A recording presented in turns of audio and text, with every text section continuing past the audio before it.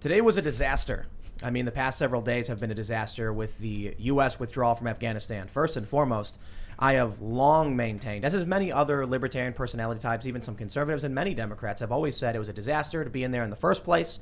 There was no good time. We should have left. So at the end of everything, I'm glad that we're finally leaving Afghanistan. This is not the American nation-building project, or at least it wasn't supposed to be. I think a lot of people got rich off of it. Joe Biden was one of the architects of the original invasion of Afghanistan in the first place. And I think right now we've got to acknowledge, at the very least, it would have been very different under Trump. That doesn't mean there wouldn't have been chaos. That doesn't mean there wouldn't have been criticism. But I certainly think the Biden administration has proven to be extremely weak with several disasters like the economy, the border. I mean, gas prices are through the roof. Inflation is through the roof. And then you see this. When the disaster began unfolding, where was Joe Biden?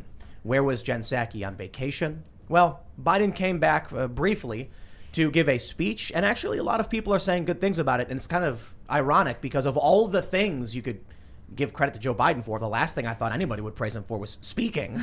But it wasn't his ability to speak. He said some things I agreed with, that what are we going to do, send U.S. soldiers to go fight a war the Afghans don't even want to fight themselves? Or what are we going to do, pass this off to the next administration? Although it was...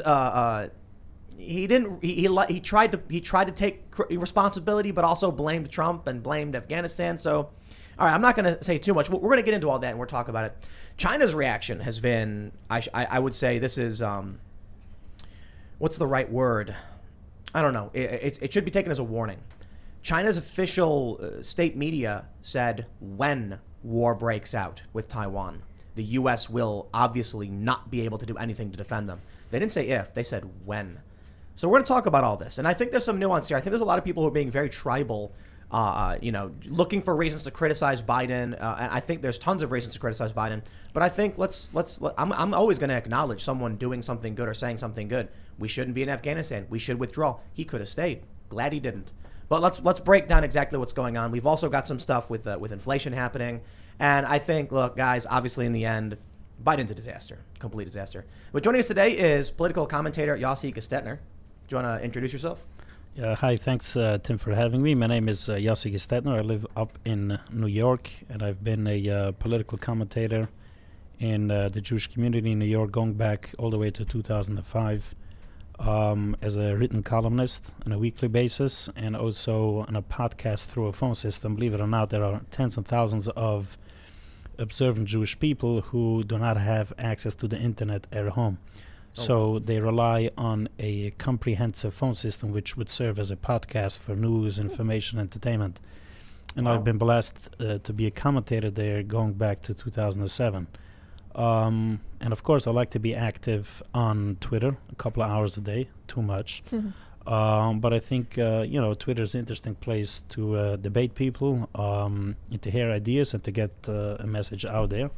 So that's what I do in the political arena in terms of commentary. Right on. You had some good tweets about Biden, so we'll get into all that stuff too. Yeah. We also got Ian. Kind of feels like a mix between Christmas night and like we're celebrating this whole Iraq pullout thing and September 11th, 2001.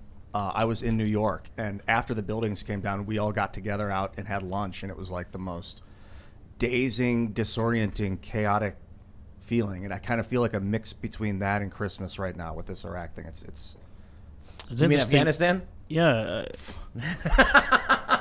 Get us out of Iraq. Yeah, I mean, it is a good point because on the one hand, I think people are glad to see that the U.S. is moving on from Afghanistan in terms of having boots on the ground. But, the images being a complete disaster is something which will live in infamy.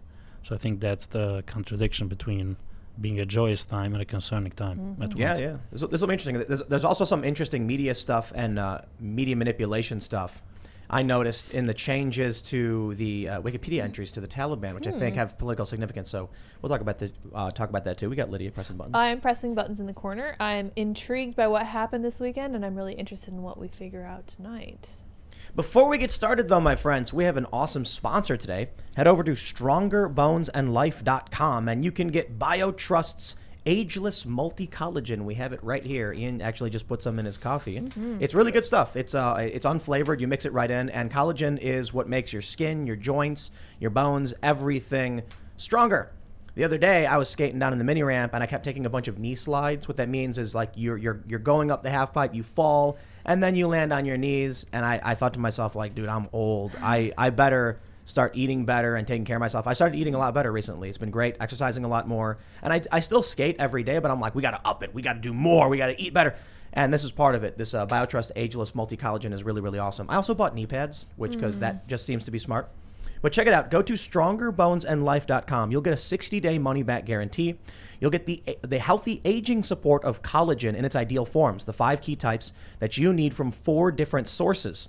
Hydrolyzed collagen peptides, meaning better and faster digestibility to support maximum benefits. For every order today, BioTrust will donate a nutritious meal to a hungry child in your honor through their partnership with NoKidHungry.org. To date, BioTrust has provided over 5 million meals to hungry kids. Please help BioTrust hit their goal of 6 million meals this year. It's non-GMO, it's free of artificial colors, flavors, preservatives, and sweeteners. It's free of gluten, antibiotics, and RBGH and RBST. Nearly no odor or taste, unlike bone broth and other collagen supplements. It almost adds like a fullness to it, like it's like a creaminess kind of. I don't know, is that what you would say? Yeah. It's like a great. thickening agent, sort of. Interesting. Now here's the best part. First of all, free shipping. But you also get free VIP live health and fitness coaching from BioTrust's team of expert nutrition and health coaches for life with every order, and their free e-report, the 14 foods for amazing skin with every order. BioTrust, thank you so much for sponsoring the show. Go to StrongerBonesAndLife.com and you'll get 51% off. But don't forget, go to Timcast.com, be a member. We got a whole bunch of amazing journalism, and we're going to have a bonus segment, members only segment coming up around 11 p.m. or so. We do that Monday through Thursday, so make sure you check that out, support our work. But let's get into the news. Before we get started, again, just smash that like button, subscribe to the channel, share it with your friends. That does it for our introductory plugs. Let's talk about what's going on in Afghanistan. And the first thing I want to address is I was shocked by the news. When Joe Biden started giving his speech and I was watching it, I was shocked to see how many people were actually praising him. I mean, notably, my friend Cassandra Fairbanks, when she said it was a good speech, not that it's absolving him of responsibility, of his failures, but at the very least, look, I got to say this. He said a few things I really did like. And I think the important thing about it, why I'm going to say thank you for saying these things, notably, we can't send Americans to fight a war the Afghans are not willing to fight themselves. We were not supposed to be nation building in Afghanistan. We cannot pass this on to the next president, and we can't send another generation of our men and women in uniform to go into this quagmire, this waste of money. Those are good things because it vindicates a lot of the anti-war positions of Democrats, conservatives, libertarians, basically everybody who've been saying the same thing. Finally, you get the president to come out and say it. That doesn't mean he's done a particularly good job with the withdrawal. In fact, a lot of people are kind of shocked at how bad and disastrous it was. Surprisingly, as I said earlier, I said in the intro, the one thing that he's getting praise for is the one thing probably no one ever expected, actually speaking. To be fair, though, not everybody is giving him praise. A lot of people are saying that it was a mixed bag. He was blaming Trump. He said, well, I inherited this deal. It's not my fault, and the Afghans are the ones who don't want to fight. But the buck stops with me. It's like, all right, we'll just come out and say that. You made the decision. I think ultimately it was the right decision to leave. Obviously, bad things are happening. But, with that, I can respect that we're getting out of Afghanistan. Yossi, you had similar tweets, I think. You were... Yeah, the point that I'm trying to make over the past 36 hours is, people were pushing around blame on the withdrawal. I don't think the debate is if the U.S. should leave or not. The question is why abandon the place? Again, most of my commentary over the last 16 years has been on politics here at home, economics, and the politics of politics. Like, I wouldn't say that I have expertise in the military field, but just following a little bit with people trying to push around blame between Trump and Biden. Everyone says, well, Trump had a plan to leave. Okay, so does a plan to leave mean that we'll have this disaster? My guess is that if Trump were president and the Taliban were advancing over the last few weeks, he would pop off 10 tweets a day, tell them one more step these guys are making will drone them, and he would probably unleash Hellfires on them too, Hellfire missiles, and they would probably stop their advancement. The U.S. for the last couple of years had only, the last year or so, I think, had only 2,500 soldiers in Afghanistan, and the peace was kept. Why is that? It's because people on the ground understood that the Afghan government is underwritten by the U.S. Underwritten by the U.S. doesn't mean the U.S. needs to have 20, 30,000 troops. It means that the U.S. is there to give air support, intel, and to take care of the bad guys. The problem here is not the withdrawal, it's abandoning the place. As I said, if Trump were in, I think we would probably see from him dozens of tweets every day, going back a couple of weeks, warning them that if they go 1 more kilometer, he'll smoke them, and he would probably smoke some of these guys, and they would stop. So yeah, I agree. So I don't think I think Michael Tracy, his name is. Mm-hmm. So he made the point that any withdrawal would be a disaster. It would be difficult. I don't know. We had 2,500 troops, and now we sent back 7 to clean up the mess. Again, I have no expertise in military work, but seems strange. So I don't think every defense department or every administration would necessarily execute something the same way. This is what kind of bums me out is, Joe Biden saying some of those things that I mentioned. I'm like, thank you for saying that for America to hear, because now it's like, what was that about Ron Paul? Oh, he was right. What's that about those who are opposed to this war? They were right. But in the end, it just feels like they're sitting in a room, going in a meeting, like, what do we do? How do we address it, the American people? And someone's like, I'm going to say whatever they want to hear because we screwed this up. But I want to say I agree with you. Trump would have been bombing them. He would have correct. I think drones. Correct. I think Trump in office would have probably preserved some of the gains. In other words, the damage of the way this withdrawal was done is the way it was done. It's not preserving what you have, and I don't think you need necessarily troops on the ground to preserve it. The understanding was, I think we can walk it back a little bit to May. The official deal was that the U.S. is going to leave in May. Why didn't the Taliban pop off in May? Why did they wait until now? Obviously, there was some either understanding on the ground or movement by the U.S. that the Taliban decided now it's time to move. So the U.S. with a couple of thousands of troops on the ground was able to hold back the Taliban from May till now, which means they were probably able to do that going forward with some sort of not even a contingent of troops, but again, drones, or just being there and saying we are going to defend this government and don't you dare make any moves. I think people would listen, as they did. I think the main issue is that it's Biden. Look, obviously the Taliban, China, all these other countries, China's making fun of us. We'll pull that up in a little bit. They can see that we've got an economic disaster. We've got a border crisis. We had leaked audio tapes of Mayorkas saying, we can't sustain the border. It's a disaster. And effectively saying we're going to lose control of this. And then you look at Joe Biden calling, shutting down press events, like not showing up, going on holiday. People are criticizing him constantly. Jen Psaki's on vacation. The Taliban have been seeing everything that's been happening with this. And they're probably thinking this administration is too weak to do anything.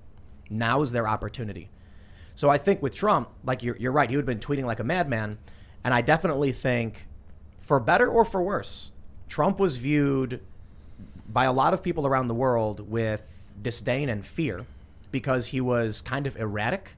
He was extremely arrogant and aggressive. And so you had this it's kind of a negative of character, right? But when you realize what that means for the Taliban, they're thinking this guy's insane. He's going to drop bombs on us. Yeah, I think Trump strategically decided, the whole world is shivering every time Kim Jong-un is going to do something. Trump figured, well, I can beat Kim Jong-un times over because I'm the U.S. We have a bigger military, bigger budget, bigger means. So if everyone stops, this madman is going to go crazy, you know what, let me play the same game. Again, I haven't spoken to him, but just a guess the way he behaved. So what I'm saying is, withdrawing with this disaster just means, as China said, that people in Hong Kong or Taiwan, whatever, should know that the U.S. is not going to be there. And that's a distinction, I think. We've been saying that about Taiwan for a minute. That with the escalation of rhetoric, with China sent in aircraft into the Taiwanese defense airspace, I'm saying Biden's going to do nothing. I mean, that Mark Milley, I think, is too weak. But let me ask you, who has appetite for it?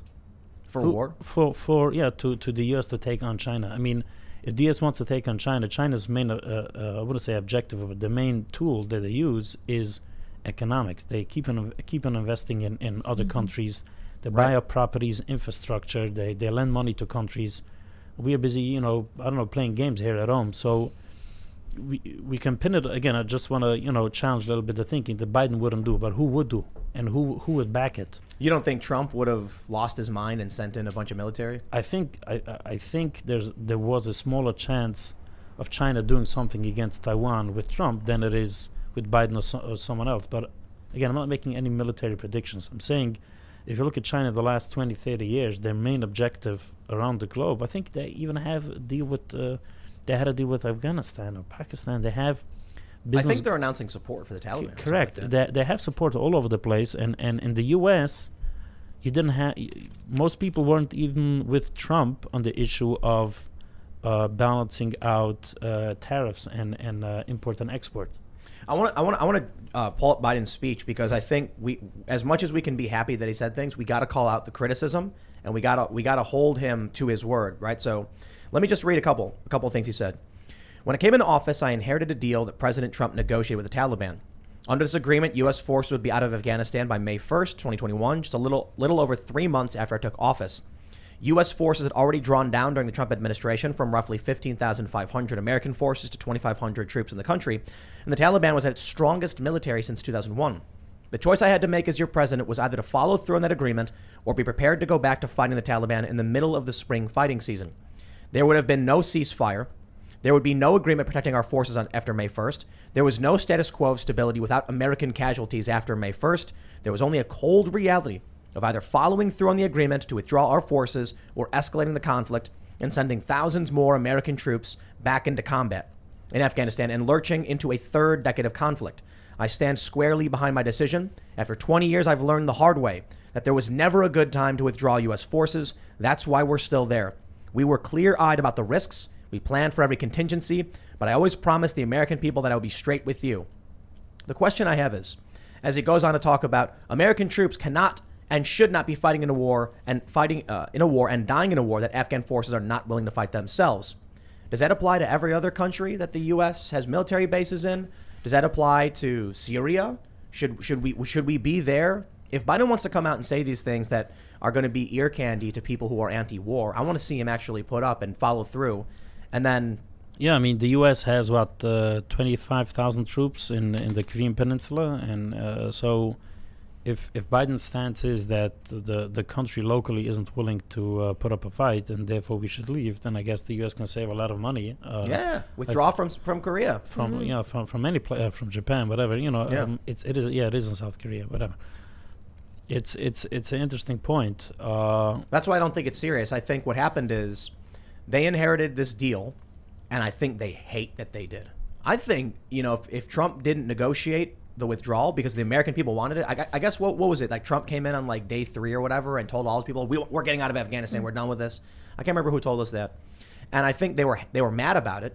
But I think Biden did realize Trump drew down our forces to a degree. We're going to follow through. But man, did they not plan for this? I gotta say it. They extended the timeline by 3 months. Clearly did not use that 3 months for planning, because the question everybody has is, why didn't they disable the American military equipment? Why didn't they blow it up or burn it or destroy because they didn't do it all these months because they were under the illusion that Afghan military is a legit force and they'll use it. That's the problem. But I think the counter argument to that is, okay, that's why they didn't blow it up 2-3 weeks ago. But why not over the last few days just blow everything up if you're anyway dealing with a bunch of clowns, Yeah, the Taliban doesn't have an air force. I guess now they do. And they could have just droned, and gotten rid of. There's a meme going around saying they got 166 Blackhawks. I don't know if it's true, but they were more than many other countries. Just gave these people these weapons, Yeah, but I think in terms of military equipment, every year there is the defense authorization bill. I think the last one was $787 billion. Both parties in Washington are willing to continue to spend on military hardware, military infrastructure, and there isn't any accountability. In other words, accountability not if a defense contractor charges $2 more than they should per item. It's just who decides, and who is accountable to whom when a certain amount of Humvees or Apache helicopters are sent overseas. Remember that photo of ISIS driving around that truck that had some American business printed on the side of it? GM, I think. No. It was like a local plumbing service. Yeah. I can't remember exactly what it was, but it was like, how did that truck end up in the middle? Like, what is this? Yeah, I think a white pickup or something. Yeah. Yeah, something weird like that. Normally they'll use nanothermite to decommission vehicles when they're not using it anymore. It's a military-grade incendiary that'll melt the vehicle from the inside. Yeah. But in this case, it's like, hey, now they have some vehicles that we can figure out how to destroy by building new weapons, and now we can fund Lockheed to do that. Let's talk about the political manipulation of information. Let's call it that. This morning, when I was reading about the news and just going over general fact-checking and stuff, I came across, I was fairly certain I was reading somewhere on Wikipedia that the Taliban was estimated in 2017 to have 200,000 soldiers, which is a massive number. And that means there was a massive increase in the size of the Taliban during the Obama-Biden administration, specifically because their numbers were substantially lower around 2008 or so. So they went up from 18,000 to 50,000 to 200,000 by 2017. Well, that would imply that Donald Trump, before he came in office, inherited this conflict in Afghanistan that was untenable. 200,000 Taliban? That's a crazy number. Well, we were doing research for this for this show, and I was like, I want to pull that up and talk about that. That's a really interesting. See, who's really at fault here? I mean, Biden's president now, but he was vice president, for 8 years when this problem was happening. So I Google searched. Here's what you find when you Google search Taliban size in 2017. It says in 2017, the Taliban was estimated to have 200,000 troops, and that's the Wikipedia entry for the Taliban. However, if you actually go, that entry has been removed, and they've changed. I'll just go right in. They've changed the year. Check this out, to 2021. Now look at that. That's really interesting because, why those years and why remove that source and then say 200,000 in 2021? Well, in my opinion, it changes responsibility. If you're saying that in 2014 there were 60,000 Taliban, you're basically implying that under Donald Trump, the Taliban massively grew in size. Yet when you Google search it, it said 2017. So which is it? Honestly, I don't know for sure.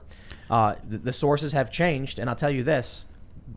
Everybody is going to try and use that to point the blame at the other side. But I do think it's fair to say Obama, Biden had 8 years of this. Trump came in, put in a deal to shut it down. I'm glad it's finally over. I can say that. I don't know if you guys, what your thoughts are on the numbers. Yeah, I don't know who keeps count on the Taliban on Taliban numbers. If it's the intelligence community, they were saying a couple of days ago that Kabul can hold the Taliban push for 90 days, and it held for 90 minutes or 90 hours. Yeah. So isn't it crazy to think that they have 200,000 though? That's I'm wondering if they number. changed the way that they measure who's in the Taliban or not, like they do with the census. Like how Obama did when he started killing civilians. Right. Like it could be any non-American. Yeah, I saw a tweet, I think I forgot who it was. He said that any refugee red tape from Afghanistan needs to be removed, and we need to welcome in refugees.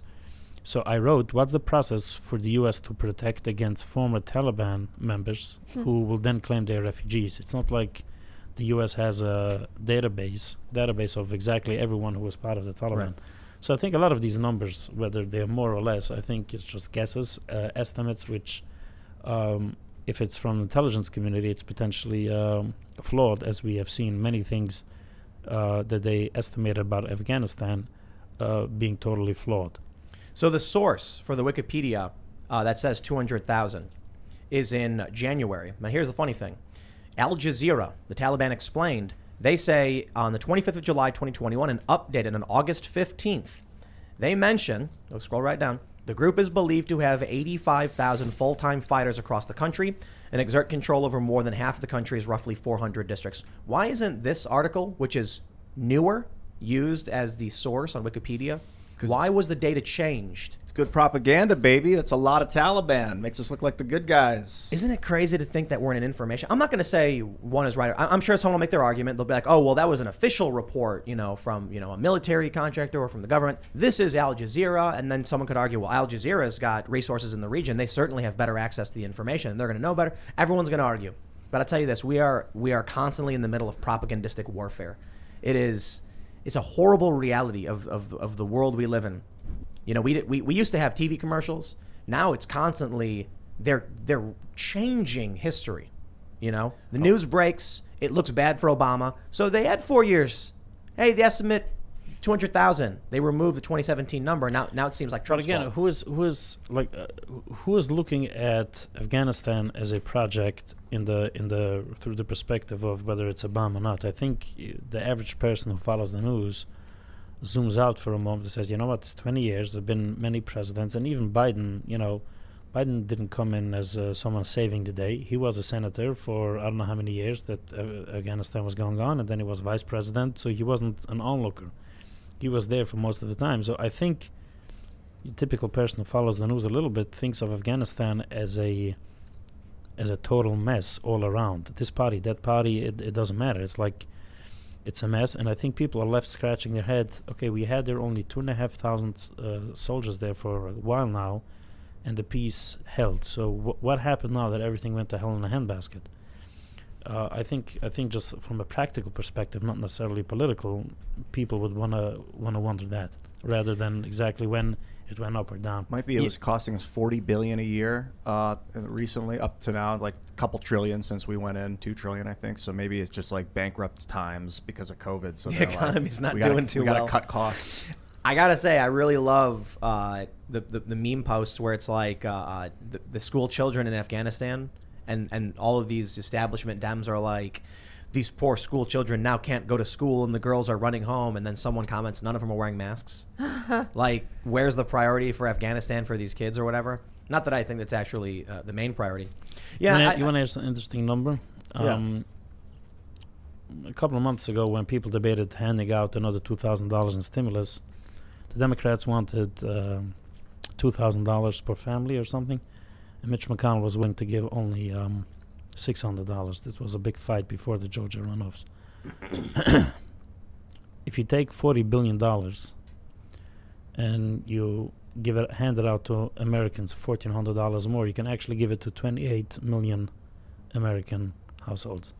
You can give this $40 billion. So Mitch McConnell was willing to sign off on all these big military spending bills every year. And this is just $40 billion for Afghanistan. And he wasn't willing to spend money there. It's just interesting how people decide their priorities or politics. Yeah, and it's interesting. I think the important thing to point out is the establishment Republicans and Democrats were all in on this. It was, I think it's silly to play these games. You've got people saying blame Trump on Twitter. It's virally trending. You've got people saying, Biden's crisis or whatever. I do think it's fair to say, like, Biden's the president. We don't know what Trump would have happened. We can speculate. I certainly think there would have been problems. He would have been criticized. But I think you look at what he did with like Soleimani, and he would have been, he would have been dropping bombs on the Taliban. Yeah, but the question is, in a year or two from now, how would people view the U.S. moving on from Afghanistan? Will they view it as, will they remember the few days of crisis now, or will they say, oh, you know what, we were there for 20 years, now we're gone and everything's good? I think it's going to be real negative. I think it's going to be a smear on the Biden administration in a very, very bad way for him. I think it's going to be used by Republicans relentlessly. But I do think a lot of regular people are going to say both parties were involved. Both parties take responsibility. To be fair, though, I think the Trump base and Trump himself are only, they're not really Republicans in the traditional sense. Trump was an insurgent candidate. The Republicans didn't like him. They didn't like him when he was president. And even now, you've got the establishment Republicans, you've got the populist Republicans making up a smaller batch of those running in 2022. Ultimately, I think we can look back to 2000s. We can look back to all the mistakes that were made. I think in the end, a lot of people are just going to say, I'm glad it's over with, but we're going to see a lot of news about what's going to be happening in Afghanistan. That's true. After this. It's going to be, women are already wearing burqas, like literally a day later. And you see all the women, you even have the reporters, that Clisser Ward from CNN, she's wearing the burqa now. She is saying that the meme isn't correct, that she made this dramatic change. She always wore a headscarf, but now she's wearing the more, but serious she said, one. yeah, she wrote she's wearing something more. And as I wrote on Twitter, it's interesting how some reporters, I'm not saying she specifically, they are, they have the self-proclaimed guts to go after the pro-religious states here in the U.S., but when they're overseas, they respect religion. Or whatever, if you want to respect religion on whichever level it is, then, you should do that at home too, and not pile on to Indiana or Texas or what have you. I think in the coming months, we are going to see some really awful imagery out of Afghanistan. I think a lot of people in the establishment are going to try and use it to justify why we should have stayed, why we shouldn't have withdrawn. And I think a lot of people, I think it's going to, actually, I take that back. What I want to say is I think there's going to be news available, but I wonder if the media is actually going to show it because it will reflect extremely poorly on Joe Biden. Whether you believe it's his fault or not, he's the president, and people are going to say the Biden administration and Afghanistan, I think it's going to be really bad for him. What we don't have is a lot of video of the war itself, which we had in Vietnam. Was all the video on the ground with the troops, dudes getting their legs blown apart, guys, screaming for their mother, falling down on punji sticks. The terror, the horror, and in Afghanistan we didn't get to see it. They opted out. So we get the doors getting kicked in, little kids getting mowed down. We don't get to see that stuff. So now they're going to imagerize us with this. I'm sorry, Tim. No. Sorry, I just wanted to just address one point you made. Is that we do have a lot of images out of Afghanistan. We've long had that. But relative to Vietnam, after Vietnam, they realized we got to stop putting our media on the ground with the troops because they're seeing too much of the horror, and we're not going to get our wars if we do. Or Potemkin rides, through the secure in the area. first Iraq war, they did a Potemkin ride through the desert for ABC Media. Everything's great. Look at this amazing but stuff. then there's also I think things were relatively stable the last few years in Afghanistan in terms of the U.S. Casualties and so forth. Our tech is more advanced. Correct. So it isn't the Vietnam era, but I get your point. Yeah. Yeah, we don't see the Americans dying, but we also don't see the Afghani kids getting it either. If they really wanted to make this project or whatever they were doing work, you'd have to be there for 100 years. You would have to raise generations of Afghanis. Okay, finish. No. I'm saying I'm trying to understand. I'm not to just to ask a question. The U.S. Figured after World War II that they need to stay long term in many of these places. I don't think things were perfect the day after the war. Probably there were some casualties and issues. So from a policy perspective, if the U.S. was able to keep the peace relatively okay with just a few thousand troops, not even being so active on the ground, what's the problem with that? I mean, you still have troops today in Germany, obviously not because to keep the peace there, but just it illustrates the point where for many years, East Germany and West, the Berlin Wall came up in 1960 or the late 1950s. It wasn't right after World War II, which finished in 45. So obviously, any place where things are so rocky and so destructive, it probably takes many, many years to have some sort of an outside peacekeeping force or something. So I understand people became tired from Afghanistan, but considering that the U.S. kept the peace there now with such a small amount of troops, why jump now? Again, I'm trying to figure it out. Maybe economic, I think. I don't know, because it costs so much money per year. I think a lot of people, Trump supporters especially, don't want our troops in That's Germany. It. Donald Trump gets a big hand for this. I have a lot of complaints, but he was adamant about getting us out of Iraq. He drew us down and put us on a course. He drew down the forces, and therefore Biden comes in and does what? What's the connection between that and Biden's decision now? Then what happens? Biden said he thought what? That he can't go back on the deal? Yeah, because it would just mean the Taliban is massively powerful and we don't have enough troops to actually stage combat, so we better just get them out. I mean, Trump laid the groundwork. And you know what? A lot of people, I'm not a fan of the U.S. being the world police. I'd like the idea that, I'll put it this way: when I play Civilization, I don't go around conquering nations, and that's not how I play it. I play to strengthen and make the world, make life better for the people of my country. The idea that the U.S. could keep just spending money in places like Afghanistan to try and build nations, I'm not a fan of that. I'm not a fan of the U.S. having troops in Germany, for that matter. I mean, World War II's long been over. Are we really concerned about Europe? Can't they provide for their own defense? Yeah. So in terms of if being in Afghanistan was the issue of being there was mostly a monetary decision, then what about whatever amount of thousands of troops in Korea or in Europe? What's the rationale for that? I agree. Maybe that we're not building land in those other countries. Obviously they were safer there. You didn't have any troops here and there going into harm's way. They were just training there, living there. So I'm not saying it's the same thing. Is there- I'm asking this from both ways. On the one hand, if you look in the war in after Korea in the 1950-1953, or you look in Europe after 45, the U.S. has troops on the ground till today. So why not do it in other places? On the other hand, if in terms of cost, so if you went out of Afghanistan due to cost, then get out of Korea and Europe too. There's a big difference. World War II, after World War II, you had the Soviets, Correct. obviously, and we split Germany in half. Yeah. And then with the rise of the Soviet Union, their expansion, you had Vietnam and Korea. The idea there was stop the expansion of communism. I'm not saying I agree with any of that stuff, but I don't know what would have happened. The idea, I suppose, to try and play devil's advocate would be, if you don't stop the spread of communism and they keep taking more and more countries, eventually it will be impossible to stop the rise of this authoritarian system that murders hundreds of millions. So the U.S. says we're going to engage them in proxy wars and defend Korea and Vietnam. They fail. We failed in Vietnam. Korea is effectively a 60 or whatever Stalemate, year. yeah. Stalemate. And then eventually the Soviet Union collapses anyway. So I don't know if the U.S. You could say the U.S. succeeded in stopping the expansion of communism, which ultimately fell. But what about Afghanistan has anything to do with that giant threat? It ultimately Correct. In other words, just yeah, like because if colonization. it's a military threat, the military hardware that the U.S. has these days, by sending in a strike team or droning something or someone, I think it's not the same. It's an interesting point. I think after World War II, they did the liberal economic order. They set up like the world police. 1946, England, United States, France decided we're going to set up a global military force to prevent World War III. They call it the liberal economic order. That's where they started building all these military bases. And they set up a world of limited war.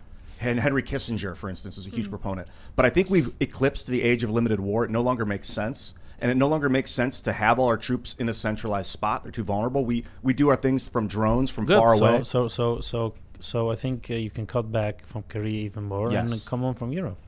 I got to play this video. Guys, you got to see this video that's going viral. And I got to be honest, I think it's fake. I honestly think this video is fake.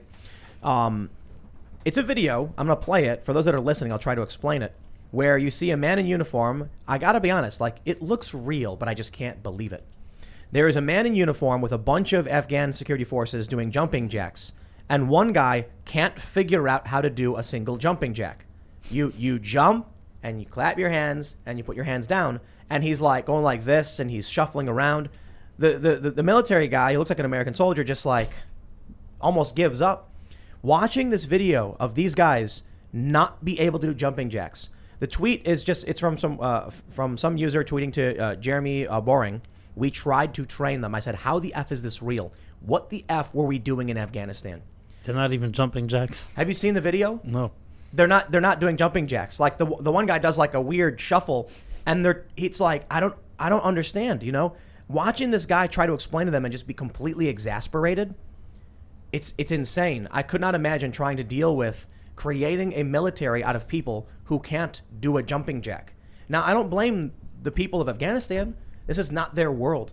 Who was it? Was it Forrest who told us they believed the Americans came to fight dragons? Was that Forrest who told us that? He didn't tell me that. He might have told you that. I wasn't there. On the show. No, I don't know. I don't remember. Was it? I don't remember. Who said this? Someone said something about there was like a mythology that some of the farmers had, because they didn't know anything about politics or worldly affairs. And so when the troops were coming, they thought it was to like fight dragons in the mountains or something like that. I mean, North Korea has been telling their public for many years that the rice and whatever food that the U.S. is sending is to compensate for the war in the 50s. So you never know. You never know what what local governments tell their people. I saw that video and I'm like, we should have left a long time ago. Yeah. As soon as someone in command saw that video, they said, all right, let's wrap it up. We'll pack it in. These people can't do jumping jacks. What kind of conflict are they expecting to win? That's what I was saying before. If the U.S. really did, or whoever, wanted this, the military contractors, if you want this to succeed, we have these photos. Little girls and boys going to school. We have the Afghani girls science team and engineering team and stuff. We have this really famous skate video of a little girl skateboarding in Afghanistan. If you wanted that to survive, you would have to stay in the country for 100 years. And you'd have to constantly fight the Taliban. And I think they realized it's just not possible, or it's just an extreme cost. Because what would need to happen is, here's what we see. Did you see those videos and photos coming out of Afghanistan now? Almost as bad as the jumping jack video. Military-age men desperately fleeing full speed, hanging on the side of airplanes. It's horrifying imagery. Loading up the C-17. Why didn't they want to stay and fight for what they had? Because there was no social cohesion. So one of the big mistakes, I guess the U.S. and the contractors made is there was no culture. The only culture that existed was people who live in Afghanistan and then say, what should I do, Americans? Like basically just deferring to them. With the Americans gone, they're like, we don't know what we have or what we're fighting for or why. Maybe there is no national pride and national unity there. It's like just things all over the map on a sectarian basis. People who are, Shia Muslims or Sunni Muslims. I'm not. Many of the countries around the world, were created, when was it, 70, 80 years ago, based on religious lines more than anything. It's because you didn't have any, I wouldn't call it a national pride, if you will. What are the values of your country?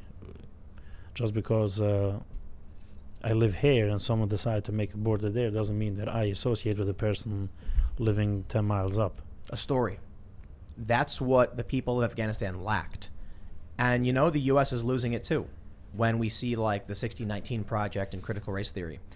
I saw these videos. I see these people running and trying to get on airplanes to leave this country, and I'm like, why wouldn't they stay and fight for their country? Because they have nothing to believe in.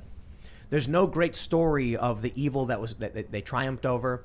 There's no great tale of revolution, how the people chose their will. It's just literally the U.S. came here, told us what to do, and I'm going to school. And now it's like, oh, with the Taliban coming back in, I'll just leave because there's no reason for me to stay here. It's almost like all America was able to do was to create a hollow shell of a country, or at least what they thought was a country, I guess. There are stories now of... But to challenge this, I mean, obviously the people who joined the Taliban do feel something for Afghanistan. No, right. Obviously the Mujahideen back in the 80s who fought back Russia felt for Afghanistan. So there is obviously something there. Sadly, it's only the side of radicalism and extremism. But I think there's something there. But on the other hand, there are things lacking. That's what the U.S. didn't understand in this. That you needed to give a story. People needed to have a shared story of the triumph or whatever it is they were resisting.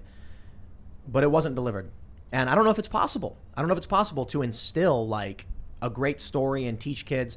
I guess the problem is, so after 20 years, there should have been a generation of young men being like, I believe in this. I learned these things. But they didn't learn any values. They didn't learn any philosophy or ideology. All they learned was 20 years. 20 years is a literal generation. That's a generation for You've got 20-year-olds. People are 20 years old today. 18-year-olds. These are fighting age males. I don't necessarily blame them. The U.S. did a stupid thing. But do we like the Taliban? No.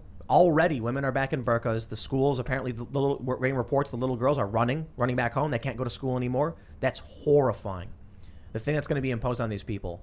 And I think it's the important lesson here that every American needs to understand is if you lose social cohesion, if you lose a community identity, like what it means to be an American, why you like this country, what you believe in, and what you're willing to stand up for, and I think we are losing that, eventually, nobody fights, they flee.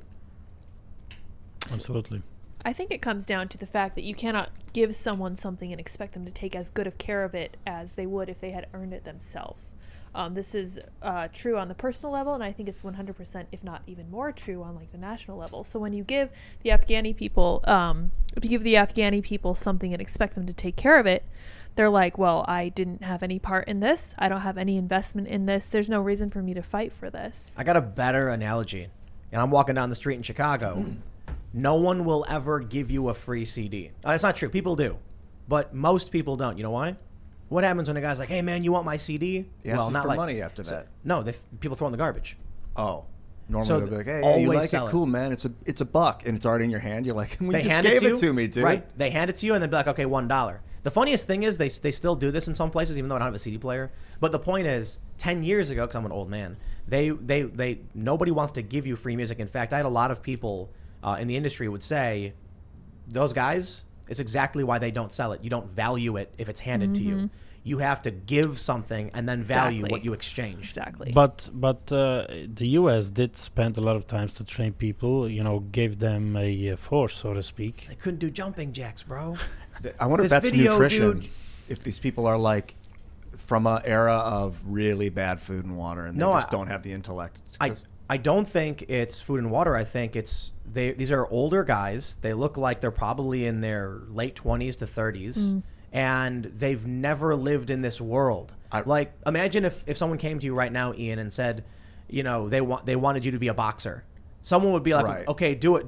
Show me your jab. You'd be like, Yeah, do a try it, dance step, and then they show you right. the dance step Or real quick. put it I'm this like, way. They'd be put it like, this how way. could you not do a jab? What are you Put it doing, this way. Ian? Imagine since you're 10 years old, I don't know how old you are now, but let's say you're 30, and since you're 10 years old, Canada has troops roaming the streets, and the local government is aligned with Canada. It'd be crazy. More than that. It would be crazy. More so than- then when Canada leaves, like I'm not Canada's puppet. Get out of here. Get lost. Or I'm not going to be in there. Who are they? It's I think we just don't have a real appreciation of what it means to have a foreign force be there so many years. I don't Yeah, know. massive amount of resentment. You can see it in the numbers of the Taliban increasing like they Yeah. did too, if those are real numbers. It shows that no one respected the Afghan government as legitimate. No one Correct, did. yeah. Or the Even the- U.S. occupation government either. No, they feared the They U.S. feared it, yeah. And so you had peace and you had Stability, yeah. Yeah, Relative. stability out of fear, but not out of people reaching that conclusion for their country. And if your local government were to be in power, because the Canadians who are here for 20 years, just to make That's a funny example. thought, by the way. But again, stop a moment, and every intersection is now a checkpoint of Canadian soldiers. The day they're out, have a nice day, bye-bye. And Right. you don't want to be on their side. You don't want to be associated with anyone in the government. And in fact, the minute the people in the government, they were propped up by Canada, here's the Canada's leaving, I'm out, I'm not here either. Yeah, you guys ever watch Battlestar Galactica? Yeah, Oh yeah.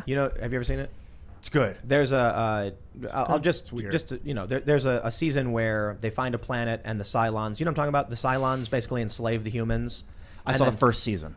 Some of the Cylons are robots. They enslave the humans. Some of the humans are working with the robots. And so after the humans break free, they're like, anybody who worked with them is a traitor.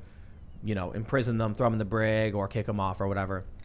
I like using these pop culture references because people will be like, oh, yeah, I remember that episode. Oh, yeah. So what do you think's going to happen? The Americans are leaving. So that's what I'm saying. If we think of everything through the prism of Trump, Biden, Republicans, Democrats, the independent the independent thinking people versus the machine, I think it misses the basic. Try to put yourself in the shoes of Yeah. a 30-year-old Afghani who, since he is 10 years old, he remembers a foreign force. Sometimes he has good memories of them because they played ball and handed out candies, and then he remembers his father at the dinner, cursing away at these troops. And then these troops come in, and sometimes they're there to help. They took away a bad guy, and then the next day the bad guy is your uncle. So you probably think he wasn't a bad guy. It's the military is bad. And then when they leave, like it's a complex relationship, I think. Let's talk about China. Yeah. I got this meme, guys. I got this meme. Oh, boy. It's actually just a news article. Technically the truth. China's state media mocked the U.S. withdrawal in Afghanistan, saying the Taliban takeover was, quote, more smooth than the presidential transition into the U.S. That's true. I just got to say, in terms of roasting and trolling, China, wow, that's an Emmy right there. That's a smack in the face good. to the U.S. That was a good troll. It's kind of sad, though, isn't it? They're right. I mean, domestically, they're right for domestic news media. It gets worse. In a statement from the Global Times, which is Chinese state media, basically the mouthpiece of the Chinese Communist Party, from what happened in Afghanistan, those in Taiwan should perceive that once a war breaks out in the Straits, the island's defense will collapse in hours and the U.S. military won't come to help. As a result, the DPP will quickly surrender. Yep. China didn't say if war breaks out. They said when. a war breaks out. Once. I'm sorry, once a war breaks out. There you go. Once a war breaks out. So I'm asking you again what I asked earlier. Who in the U.S. has the appetite? Who, as in which political party, which force, which machine, sort of, whether Republicans, Democrats, activists, media, which think tanks, which institution in the U.S. has patience for wars to protect other countries? And especially when there's so many people in the U.S., again, institutions in the U.S. who didn't have the appetite to take on China even on trade, or to take on even Europe on trade. I mean, you have people here who will tell you that if the EU has a 10% tariffs on products coming in from the U.S. to Europe, we shouldn't have the same. We shouldn't, so people aren't even willing nobody to... wants war. No, but it's worse. People aren't even willing to put up a fight on tariffs to protect jobs and the economy in the U.S. Right. Who's gonna say, yeah, I think we need to defend Taiwan? And I think China sees that. It's not just that, the U.S., a government propped up by the U.S. collapsed. I think China is aware of the U.S. Apathy. not having the appetite. Yeah. It's the apathy of the American people. War Correct. weariness. Yeah. There's a difference between war in Afghanistan and Taiwan. I think Afghanistan's a huge mistake. It was just stupid. Iraq was stupid. A lot of the things the U.S. does in the Middle East are very, very stupid. Taiwan is an ally, and we have allies in Southeast Asia and in the Pacific, and it's a huge threat if China starts attacking them, and the U.S. would need to defend them. However, I don't think anybody, you're right, has an appetite for war.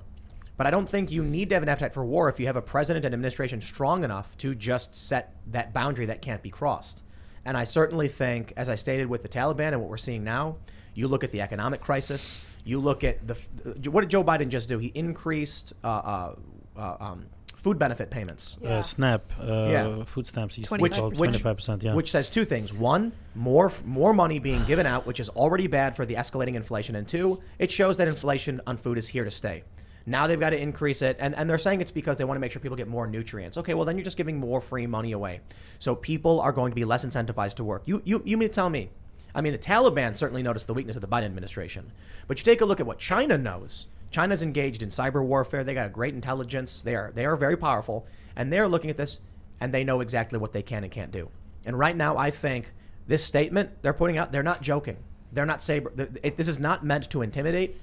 Or make it, or tell the U.S., we're coming. They're saying, no, we're going to do it, and no one's going to stop us because Americans are too apathetic. Look at the way China cracked down on Hong Kong, and I don't think anyone speaks up or wants to do anything about it.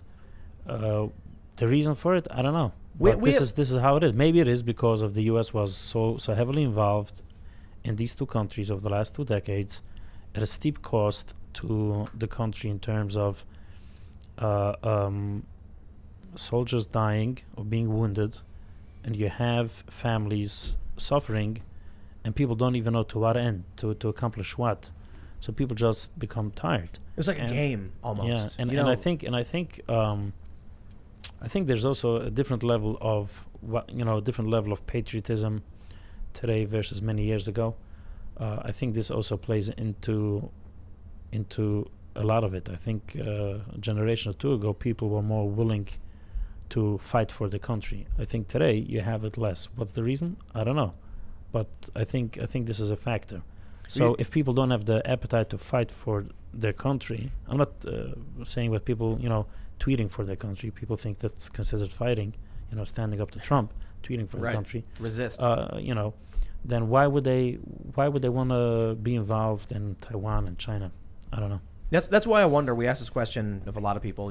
Is the culture war a product of America's enemies, sowing divisions online? I mean, we heard all the reports of Russian interference and how Russia had been running different sides of the culture war. So the impact was microscopic first and foremost. But what they would do is these internet trolls would create a Black Lives Matter Facebook page and then like an anti-Black Lives Matter page, and then they would organize protests around each other so that those conflicts could happen.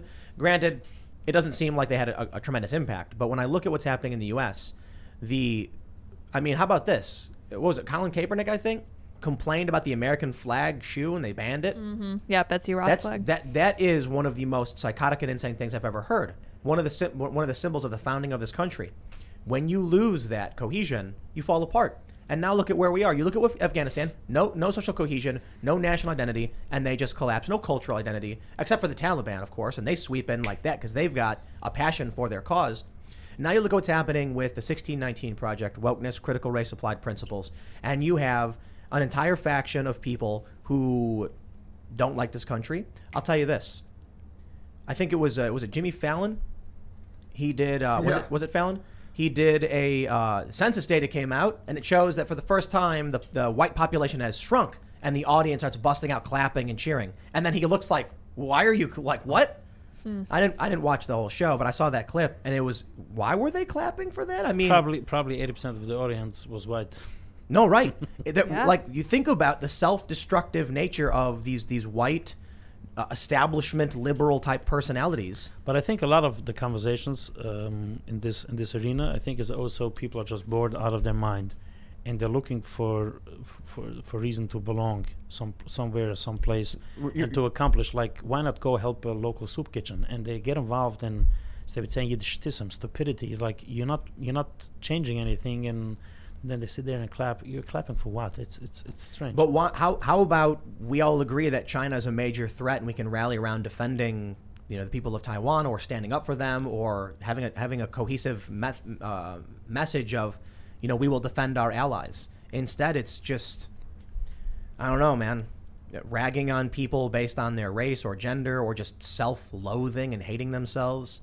I'm not. But I think many people who supposedly are self-loathing as based on their racial or ethnic background, I think a lot of it is not real. I think it's just a genre to get retweets or to get attention.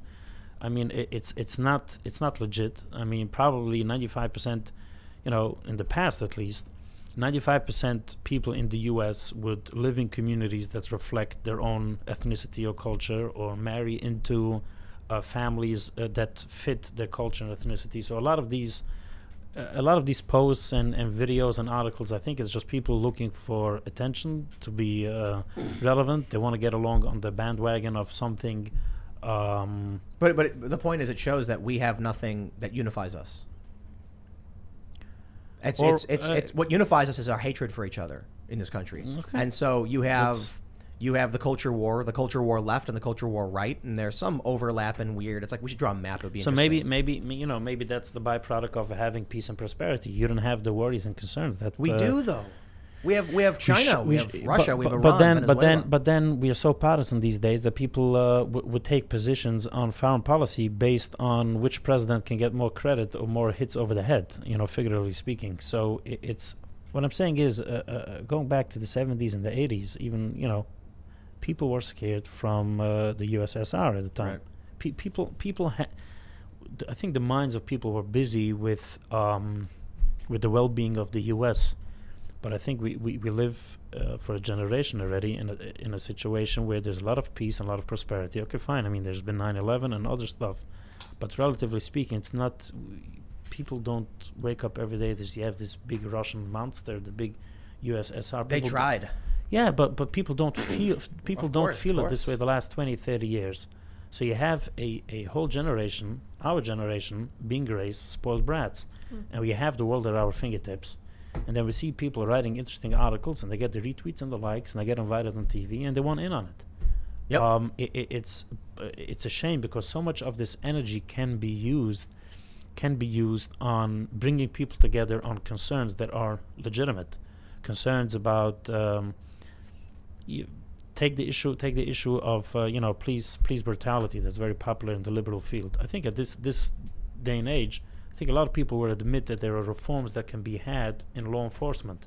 But if you make everything a racial issue, when there are multiple incidents of police officers who are minority physically abusing fellow minorities, then obviously the issues of challenges in law enforcement is not exclusively or not primarily race-based. So why are you making it about race when I think there needs to be some overall who gets hired, how they're hired, the training. I mean, your standard police officer, again, I'm not picking on police officers as the individual. I'm talking about the training. They can sometimes pull over someone in the afternoon, sitting there with a family. It's 4:00 in the afternoon. It's a family man, if you will, and the tone is as if you just stopped as a terror suspect. It's like everyone is dealt with as if they are a suspect of something. Something is wrong with the training. Something is wrong with training a police officer that they can go this crazy, this quick against a person who is otherwise a civilian. And then there's also a lack of accountability in law enforcement. I'm not saying now the wall of blue silence, whatever how it's called. It's just, it's who is accountable to whom. So a lot of these things I think lead to challenges in how to police a community. So rather than people coming together, law enforcement and civilians, people from all backgrounds, to pass laws and rules how to make things better, the whole conversation gets hijacked about race. And once you do that, you lose half the country.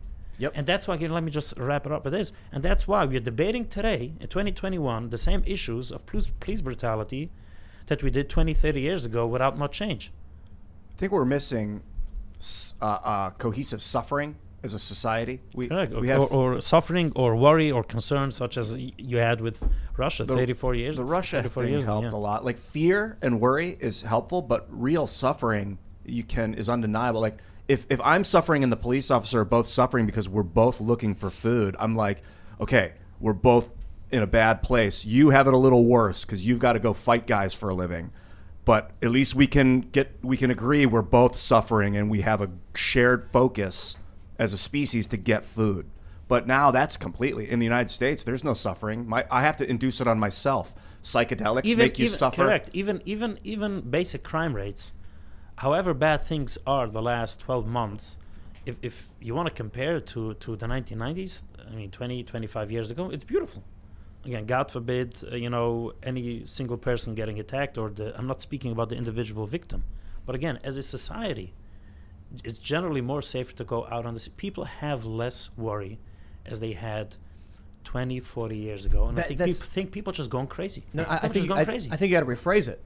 People have less to worry about, but they're more worried than ever. Okay, it's because we all have our phones. As someone just text me, I shouldn't use my phone while I'm on the show. It's that bad. This is the thing about police brutality that I've brought up several times. The reason there's such a hyper focus on it is because it plays well for social media. People know that if they post these videos, if they complain about it, they'll get clicks, retweets, and followers. So they played into it. It's shock content. It's violent content. And it's an injustice. I'm okay with all of that. In other words, I understand the drive that people have, to get. No, but what I'm saying is the only thing they'll see is that. They don't get a dose of reality. Okay. In other words, they don't want to see a fix or solution. No. You got a 10-year-old kid. He goes on Facebook for the first time, and 50 adults are sharing police brutality for retweets, for shares. That kid will see nothing but police brutality. 10 years later, say they're born in 2010, or let's say they're born in 2000, they're 10 years old in 2010, they get on Twitter or whatever, they're not supposed to, they're too young, but they do anyway. They see endless streams of police brutality for a decade. Then they're 20 going, why won't anyone do anything about this? And it's like, bro, turn off the phone and go outside. It's not happening. It happens. It's bad when it does. It's a valid point. In other words, the reality becomes misconstrued. It becomes all messed up. Things are not sometimes as bad as people think, as it is. As you said, there's the videos of a police officer, playing basketball with a local with a couple of kids is not going to get so much attention as a police officer doing something bad. Mm-hmm. Right. But again, okay. No, I was going to say that there's similar criticism to go to in today's sense with Antifa violence and BLM riots and stuff, footage that gets recycled over and over and over again because it plays well. But I would say that tendency is more the exception and not the rule because the media mostly ignores it and it doesn't play well. It doesn't play well. Yeah, but Tim, there's this old joke. You have, I don't know, how many flights in the air at any given time, 7,000, whatever. All those flights landing, you're not going to have a reporter, well, look, there's another plane landing. Right. Another plane. You have one plane, even with 3 people on it, crashing down on the freeway. Right, exactly. It's going to become national news. That's how humans are. Right, so the issue is someone could share a video of Antifa and it'll play well with some people who are like, this is bad. But police brutality makes everyone, even conservatives, get angry. So if you look at like George Floyd, for instance, you know, you get people like Ben Shapiro and Sean Hannity coming up being like, we are upset by this. Correct. So I don't have a problem police brutality being a discussion, because I think there are reforms to be had. What I'm saying is that the solution of it, I think 6 weeks ago, there were a couple of police officers who beat up a teenager or what have you in a retail store. I think 2 of the officers at a minimum were minority officers, and the victim was also, it wasn't even a story. So that's what I'm trying to say is this. I understand the shock value, you know, why it becomes news. But I'm also saying that a lot of times people don't want to have real solutions. Of course. They want to fit into a certain narrative, a certain agenda for whatever reason, and therefore things don't get corrected, such as so many issues on police brutality, because I think some of the core causes are not addressed. Who gets hired? Sometimes crazies get hired into law enforcement. Complete clowns get hired, and you don't have a good screening process, and then the training sometimes is insane, and then sometimes a lack of oversight. So if you don't address any of these core issues and you only focus, let's say, on race, then so many of these incidents will not get fixed. So going back to what I said a minute ago, and as you said it correctly, there isn't a shared suffering, a shared worry, and so people have extra time on their mind. How can I become busy? And then you have a cause. Have a cause, and then you have social media, and you see, you know, certain things play well. You want to get along on it, And you can make a lot of money spreading negative Correct. information.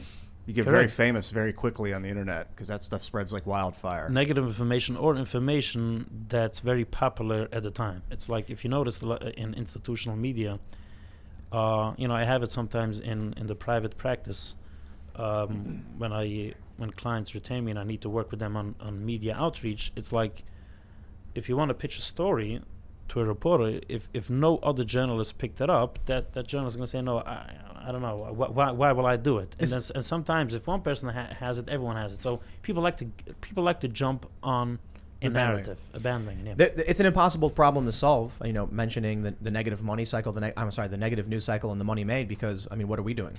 We're going on a show. We're saying, oh, look at what's happened here, and that's bad, and this is bad, and it's almost kind of it's a recursive loop of us being like, people sharing negative information on the internet is bad. It's like literally doing that in this space of doing it. Now, here's the point I'm making. What would happen if we decided to stop talking about the things we thought were bad, and we stopped talking about the news and these negative things? Then you would have more and more bad things happen because people wouldn't be paying attention and would be allowed to fester and grow. So I think if you go to any person, even a Black Lives Matter activist who's saying police brutality 24/7, well, they're going to be like, I'm not doing anything wrong. I'm not doing this because I want to be rich. I'm doing it because police brutality is a problem. And then when you're like, yeah, but when you have 100,000 people posting police brutality over and over and over, and kids don't see anything else, it's making them lose their minds. I don't know how you solve for that problem. People are allowed to be passionate and fight for what they believe in. I think it's a balance of too much talking about problems creates more problems.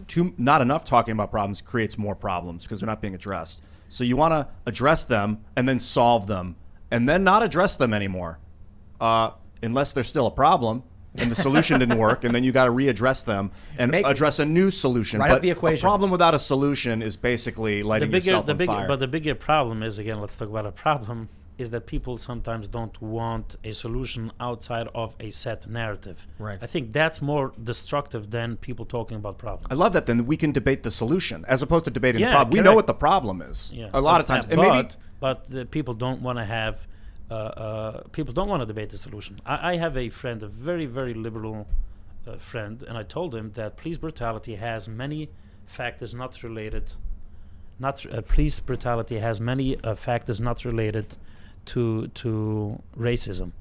He was ready to bite my head off, but then I explained, you know, some of the thinking, as I did a couple of minutes ago. He was willing to listen.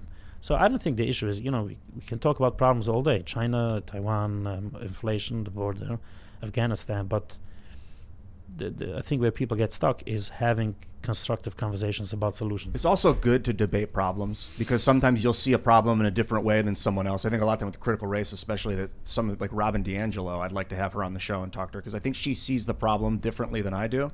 And if we can somehow redefine the problem to a place that we can both understand, then we can start redefining a solution that might. Right, but like he said, some people don't want solutions.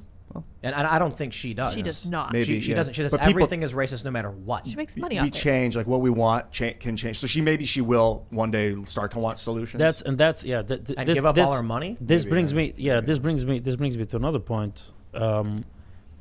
That many people do not want to fix a certain problem. They do not want to have a solution. It's like people think, if only you're going to show people numbers about coronavirus and this age and that age, then people will change their opinion about vaccine passports. They don't care. They want everyone to have a vaccine passport. Yeah. They don't want to hear different information.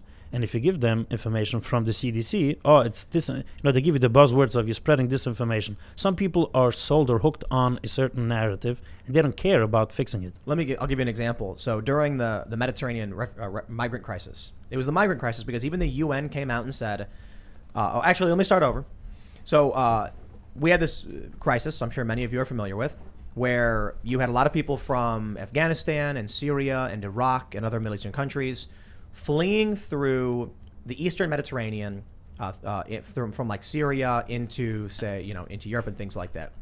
And that was the result of a lot of the conflict in the Middle East. But it quickly turned into a North African migrant crisis, where the UN said these people are economic migrants, not refugees.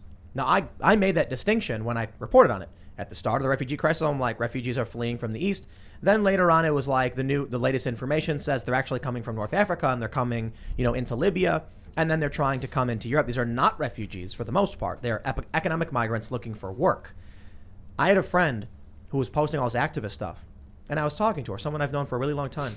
And when I said, hey, here's the latest report from the UN, these, clearly states these are economic migrants. So we can certainly try and defend their lives. We don't want them to drown or anything, but I think the distinction is important when we're trying to address what these people are looking for. Block. She literally just blocked me.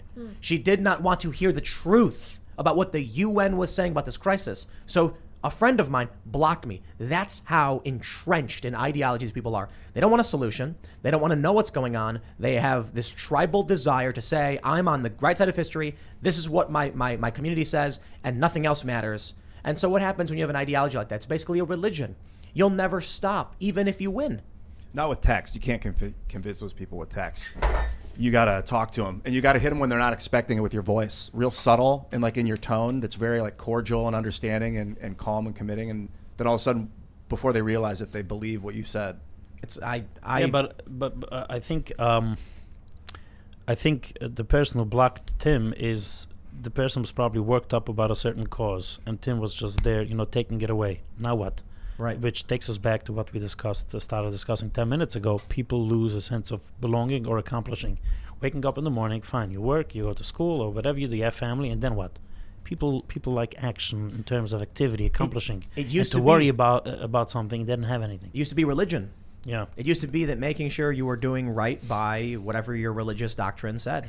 For a lot of people in America, it was doing right by God and living the right kind of life. By the way, can I make a point? People say that they're going to be in the right side of history. Why do we need to wait for history? It's because the prism of history is usually opposite of what has been believed to be the right thing at the time. So you can't be thinking you're right now and going to be right through the prism of history. And also, you get the point? Yeah, I think a lot about great people that are alive today that are receiving a lot of suffering or media, like just negativity is like, dude, you're going to be retrobaited in the future, man. Can we just think about what that means, the right side of history? They're not saying they're correct. They're saying, in time, we will crush you. That's what they're saying. Okay, that's a more cynical way of putting it, and maybe but that's true too. History is written by the victors. Look, correct. But there's also, the real meaning of history will judge this way or that way is that a lot of times things which seem to be popular and accepted at the time turned out through the prism of history to be seen as crazy and insane and abusive. So if your political or policy position now is popular, it's 95% of media output, it's cool and hip, there's a big chance that history is going to look at it differently, which is why we need to wait for history. Although, as he said, the victor writes history. Yeah, I'll tell you what's funny is when you hear that during the civil rights era, what were proponents of segregation saying? It's a private business. Freedom to associate. They can exclude anybody you want from their private business. And we said, nah, you can't do that anymore, which I think is the right decision. Now you look at where we're at with big tech censorship of certain political opinions, and it's the establishment Democrat liberal types saying, but they're a private business. They can do what they want. Just absolutely bending the knee to massive multinational corporations and literally being on the side of private businesses like yeah, but I don't think the standard Democrat that favors the censorship does so to bend the knee to a big corporation. They're doing it because, list me 5 non-conservatives that have been suspended by Twitter. Real people, except for there's a lot. No, the big guys, not the big names, off TV and so forth. It's very limited. On the Republican side, or not even Republican, just the right-leaning side, the conservative side, every other day another person goes missing. There are a lot of anti-war left and anti-capitalist left who have been banned, but big names. I would say household names like it's very difficult to find.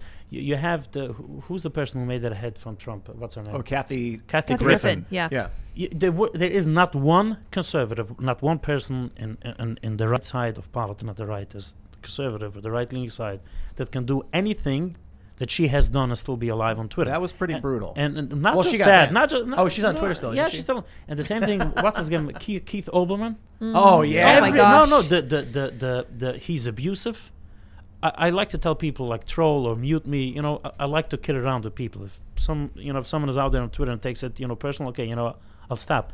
He goes off the rails every other tweet in abusive language, all in violation of the Twitter rules, and he's still there. Point being, I don't think Democrats are on the side of the big corporations. They're just happy that the big corporations tend to be staffed apparently mostly by people who are aligned politically. But look at it this way. When they're happy that Twitter, for instance, is going to remove their political opponents, they're laying down their sword. They're saying we're not going to go after them because we're benefiting from this. Absolutely. So it's like abdication of responsibility. Bending the knee. It's the corporations breaking social norms. It's destroying our culture and our country, and they're going to them saying, "But I get what I want, so carry on, good sir." Exactly, and I think we have seen a lot of hate from Democrats in Washington against Facebook over the last 5 years, because Facebook did one thing.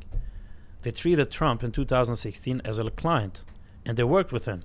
And they were not going to forgive Facebook for treating Trump as a client. Because they treat Ben Shapiro like a client. Correct. And they kept on pushing and pushing and pushing. And, to keep...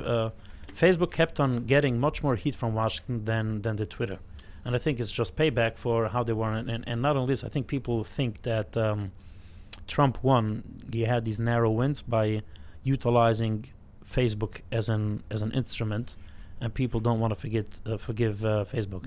It is a First Amendment issue, what we were talking about earlier, about defining the problems and agreeing on the problems, what they mean and what they are, and solutions, being able to talk and define those things. If we can't do that on social media or in a public place, then our First Amendment is being violated, and we're not going to be able to solve any of our problems. But many people don't care. I think we all have this cute assumption that everyone who lives in the U.S. or was born in the U.S. favors individualism, private property rights, gun rights, freedom of speech, religious freedom. Why? Why do we have the assumption that every person who you meet on the street is just believes in standard, core American values that I just listed, and maybe they have a different perspective on the minimum wage, if it should be $10 or $15? No, you have a lot of people who subscribe to a fascist perspective or to a Stalinist perspective. And not because they're bad people, because they have generally a different worldview than you may have or I may have. So we have this assumption that everyone is out there just thinking and believing and wanting the freedom of speech, freedom of religion, gun rights, and individualism, private properties, the freedom to send your child to school and to get an education and to work.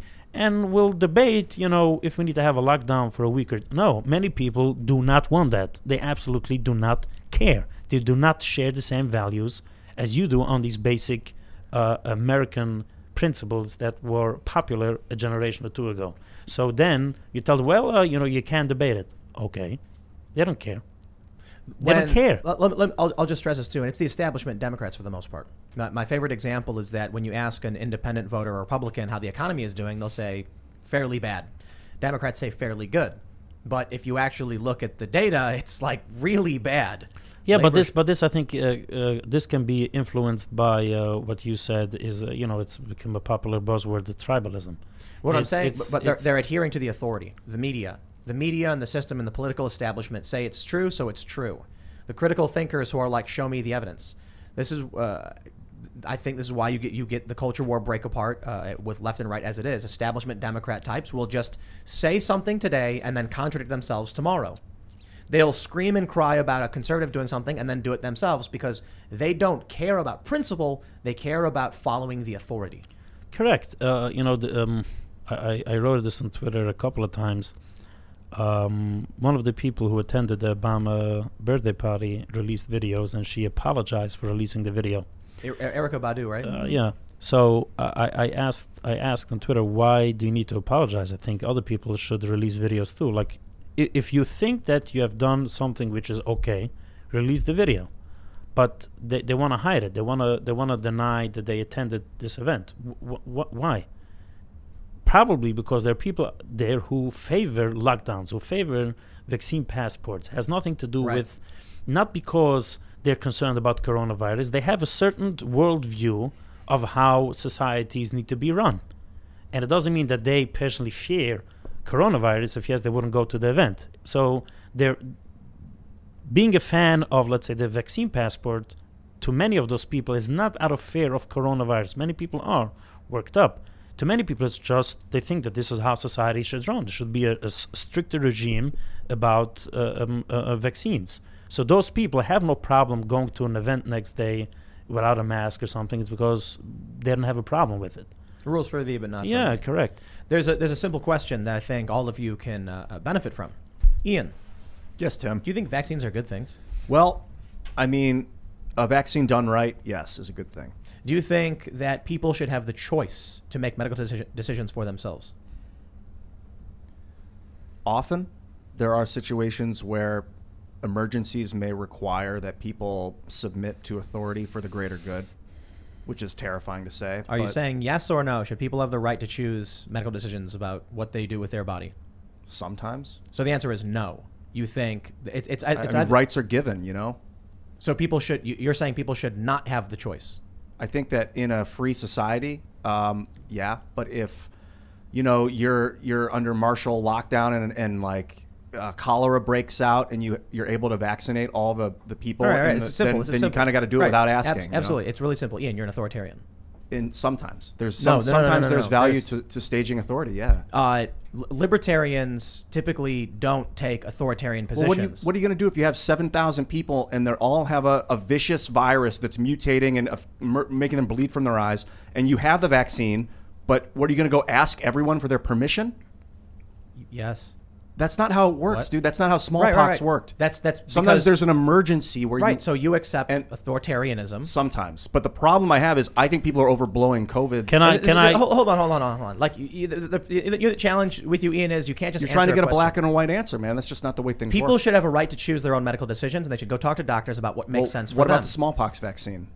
I still think people have a right to choose for themselves. They didn't, though. That was like forced on people. Okay. The issue now is that with the mandates, the argument is whether or not people have a choice. You have establishment, even some neocon types who are saying people should not have a choice at all. And they're coming out in media and saying do everything possible to harm them until they capitulate. I think that's authoritarianism. The question should be, is COVID dangerous enough that it warrants giving people no choice? That's your private medical decision with your doctor.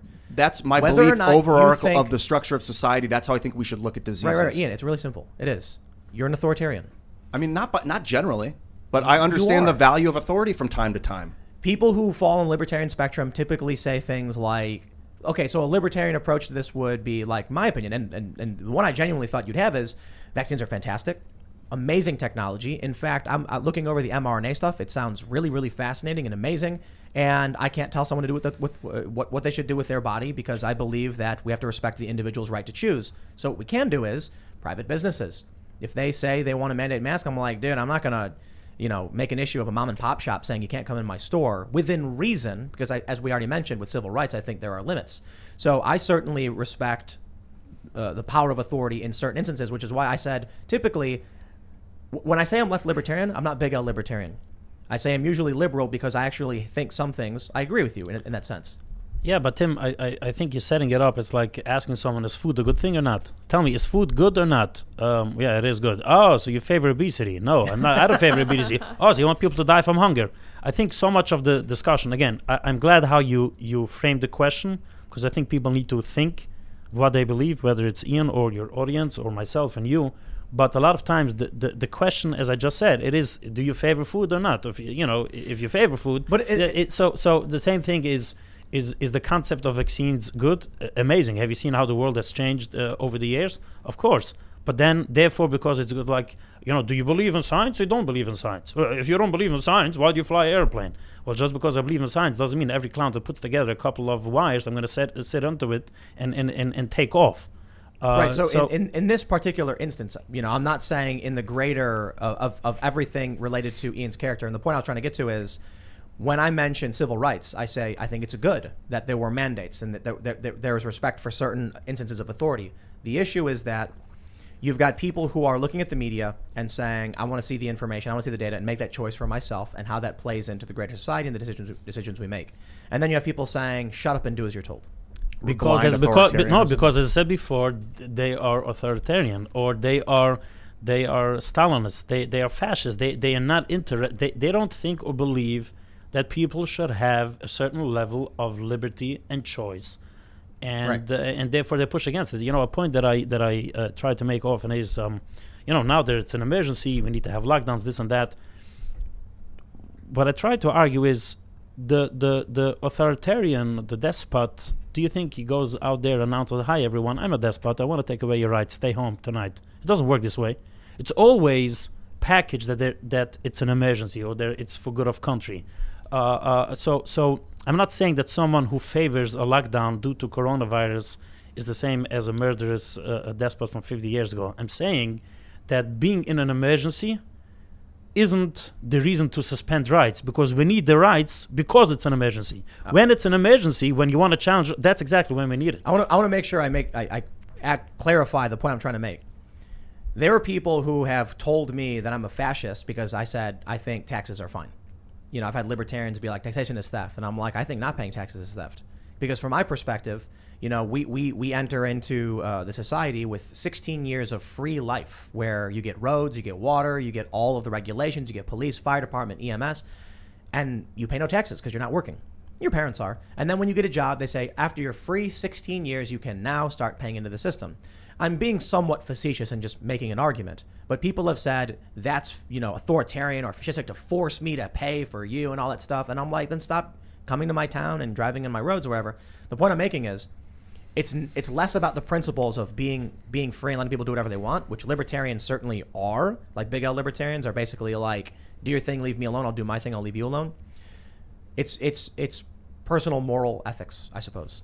When an individual says, I don't think you should be able to segregate on the basis of race, it's not so much about the principle of freedom, it's about what weighs more in your mind morally. I think rejecting someone from a business who lives in the community and pays taxes is wrong if you're doing it for arbitrary reasons. Other people think I'm imposing, authority over them. So that's the challenge. The challenge I'm pointing real quick, the point I'm making is, Ian, if I say, do you believe this? People will say, you're an authoritarian because you believe we should have these measures. Even if on most things you're like, people should be free to do what they want. When I look at vaccines, I'm thinking about I got 6 when I was a baby. Hepatitis B, I think. I didn't ask for it. Authoritarianism reigns supreme. I was just injected as a baby. Probably for the greater good. The MMR. We don't know. Forth, MMR, measles, mumps, and rubella would kill people. I wasn't killed by it. I was vaccinated against my will. I didn't even have willpower at that point in my life. So in those cases, yeah, man, I guess I support that from what I know. Parental authority too. But I mean, this is like military, government, This is your we got to keep parents people going alive to a doctor and the beyond doctor giving them advice. Then families. you're not going to make it seem like you This were is thrown in not. the gulag. I think it's more about like the science. It's so vague, but like the reality, you can't make if you're going to be a military commander and decide life and death for your troops and the enemy's troops. You need to know. You need to do it right. But again, a lot of people don't care. For example, I want to give an interesting data point. In New York City, the mayor, Bill de Blasio, announced essentially vaccine passports to go to gyms and to restaurants. That if you're vaccinated against coronavirus, you'll be able to go into a restaurant. If not, you won't be able to. I have two questions. One question based on two data points. According to Newsday, which is a Long Island newspaper, they asked the city, and the city said that in the first 6.5 months of this year, only 1.1% of coronavirus cases were reinfections. That's not my data point. It's not pulled out of a hat. Again, Newsday reported it in the name of the New York City Health Department, saying that only 1.1% reinfections in New York City, 1.1% coronavirus cases in New York City the first 6.5 months of the year were reinfections, which would probably tell you that as of now, I don't know for how long, as of now, natural immunity from coronavirus is holding up quite high again, as of now, based on the numbers from New York City from reinfections. On the flip side, we see Israel, which vaccinated its population before most other countries, is already pushing a third shot. There they have Pfizer, already pushing a third shot for people who are 50 or above. That is because over time, the vaccine efficiency starts going down. How long, how strong, I don't know, but it starts going down. More than half people last week in Israel in hospitals for coronavirus serious cases were people who were fully vaccinated. So I have two data points. One, showing, based on the Newsday story out of New York City data, that natural immunity is holding up quite strong for quite a while. At the same time, the vaccine, while it helps, it's starting to wane. So why do you have a passport in New York City based on vaccination and not based on immunity? If a person can show that they still have a certain level of antibodies... But didn't they say negative tests? What is it? Well? Negative tests allow you entry as well? You can I think that's only in certain institutions, but I don't think... I'm not sure. But let's say in Israel, where they have the vaccine passport, they do count if you were... infected in the past and still have a certain level of antibodies. So there's, in other words, I'm more worked up by the fact that you have Mark Levin. He is I think the chairman of the New York City Council Health Committee in the City Council, and I know him personally. I'm more worked up about him not giving any legitimacy to people who have been affected, while he's all in for the vaccine passport, even as we see that the efficiency starts falling over time. It helps. It brought down the numbers, but it starts falling over time. So why is this the only path? Again, you shouldn't have a pass at all, but if you're going to have a pass, why are you not playing even-handed? Why are you playing games? They're gaining power and authority. They're lazy, sub-intellect. I mean, most people are not. It's both. It's both. It's power and authority, or it's just lazy. It's like too complex, Yeah, it's like what Ethan Klein said, on H3H3 podcast. Just look at this By the way, easy and think. If you notice before, I want to get to another point. If you notice before, when I said that natural immunity from coronavirus is holding up pretty high based on the Newsday story based from New York City data of the first 6.5 months of the year, why am I saying it like in one sentence? It's because if I don't, Yossi's just making up stuff. He say stuff. People don't even want to have a conversation. They'll shut you down for misinformation, even if I'm giving you data from the New York City Health Department, as written by Newsday. When the Democrats say science, they're actually saying consensus. Exactly. Yeah, I saw you tweet that too. That's smart. Yeah, because the scientists who oppose these ideas are getting banned and shut down. People like Dr. Brett Weinstein, for instance, who is an evolutionary biologist who certainly knows a bit about the area. I'm not going to pretend like he's a virologist or anything, but they'll just say, he's wrong, shut him up. Science said this. Well, I don't know, the other science guy said something too. Yep. But I'll always end with this. A lot of people want to believe what they think makes the most sense for them based on their worldview. And that doesn't always mean that you're going to be right. And I take a look at the current system, which I'm not a big fan of the government. I don't trust them all the time. But I certainly don't think they want people to die. Like, there's probably evil people somewhere and sometimes, and they do bad things. But I think for the most part, we'll wrap this up and go to Super Chats. I really do think if you find a good doctor, someone who pays attention to the news and is well-read in their field, they're going to give you great advice. And become a doctor. Now is the time. Yeah, but Tim, Tim, I don't think the baseline is. I don't think the baseline is if people want you to die or not. I have a problem again, not as I have a problem, but I'm perplexed why someone who he's a normal person, a normal person level, probably have a cell number. Why would he dismiss the fact that the efficiency of the vaccine is dropping over time as you see a third shot is being pushed? So why are you dismissing this? Why are you dismissing? Well, hold on. Why are you dismissing there was one study I think came out, we had on Timcast.com showing that AstraZeneca and Pfizer, I think it was Pfizer, have actually maintained their efficiency according to a study on people in the U.S. So the issue is you'll read some stories and then you'll say, how come they're dismissing this? And then I'll read a story. But I have an answer. But I have an answer because Pfizer was pushed in Israel earlier than probably any other country or one of the first few. So Israel is seeing the outcome of Pfizer ahead of other countries, which is Pfizer works. The vaccine, the double shots work, and therefore the numbers came down. And even Florida, everyone was busy the last few weeks. Oh, Florida.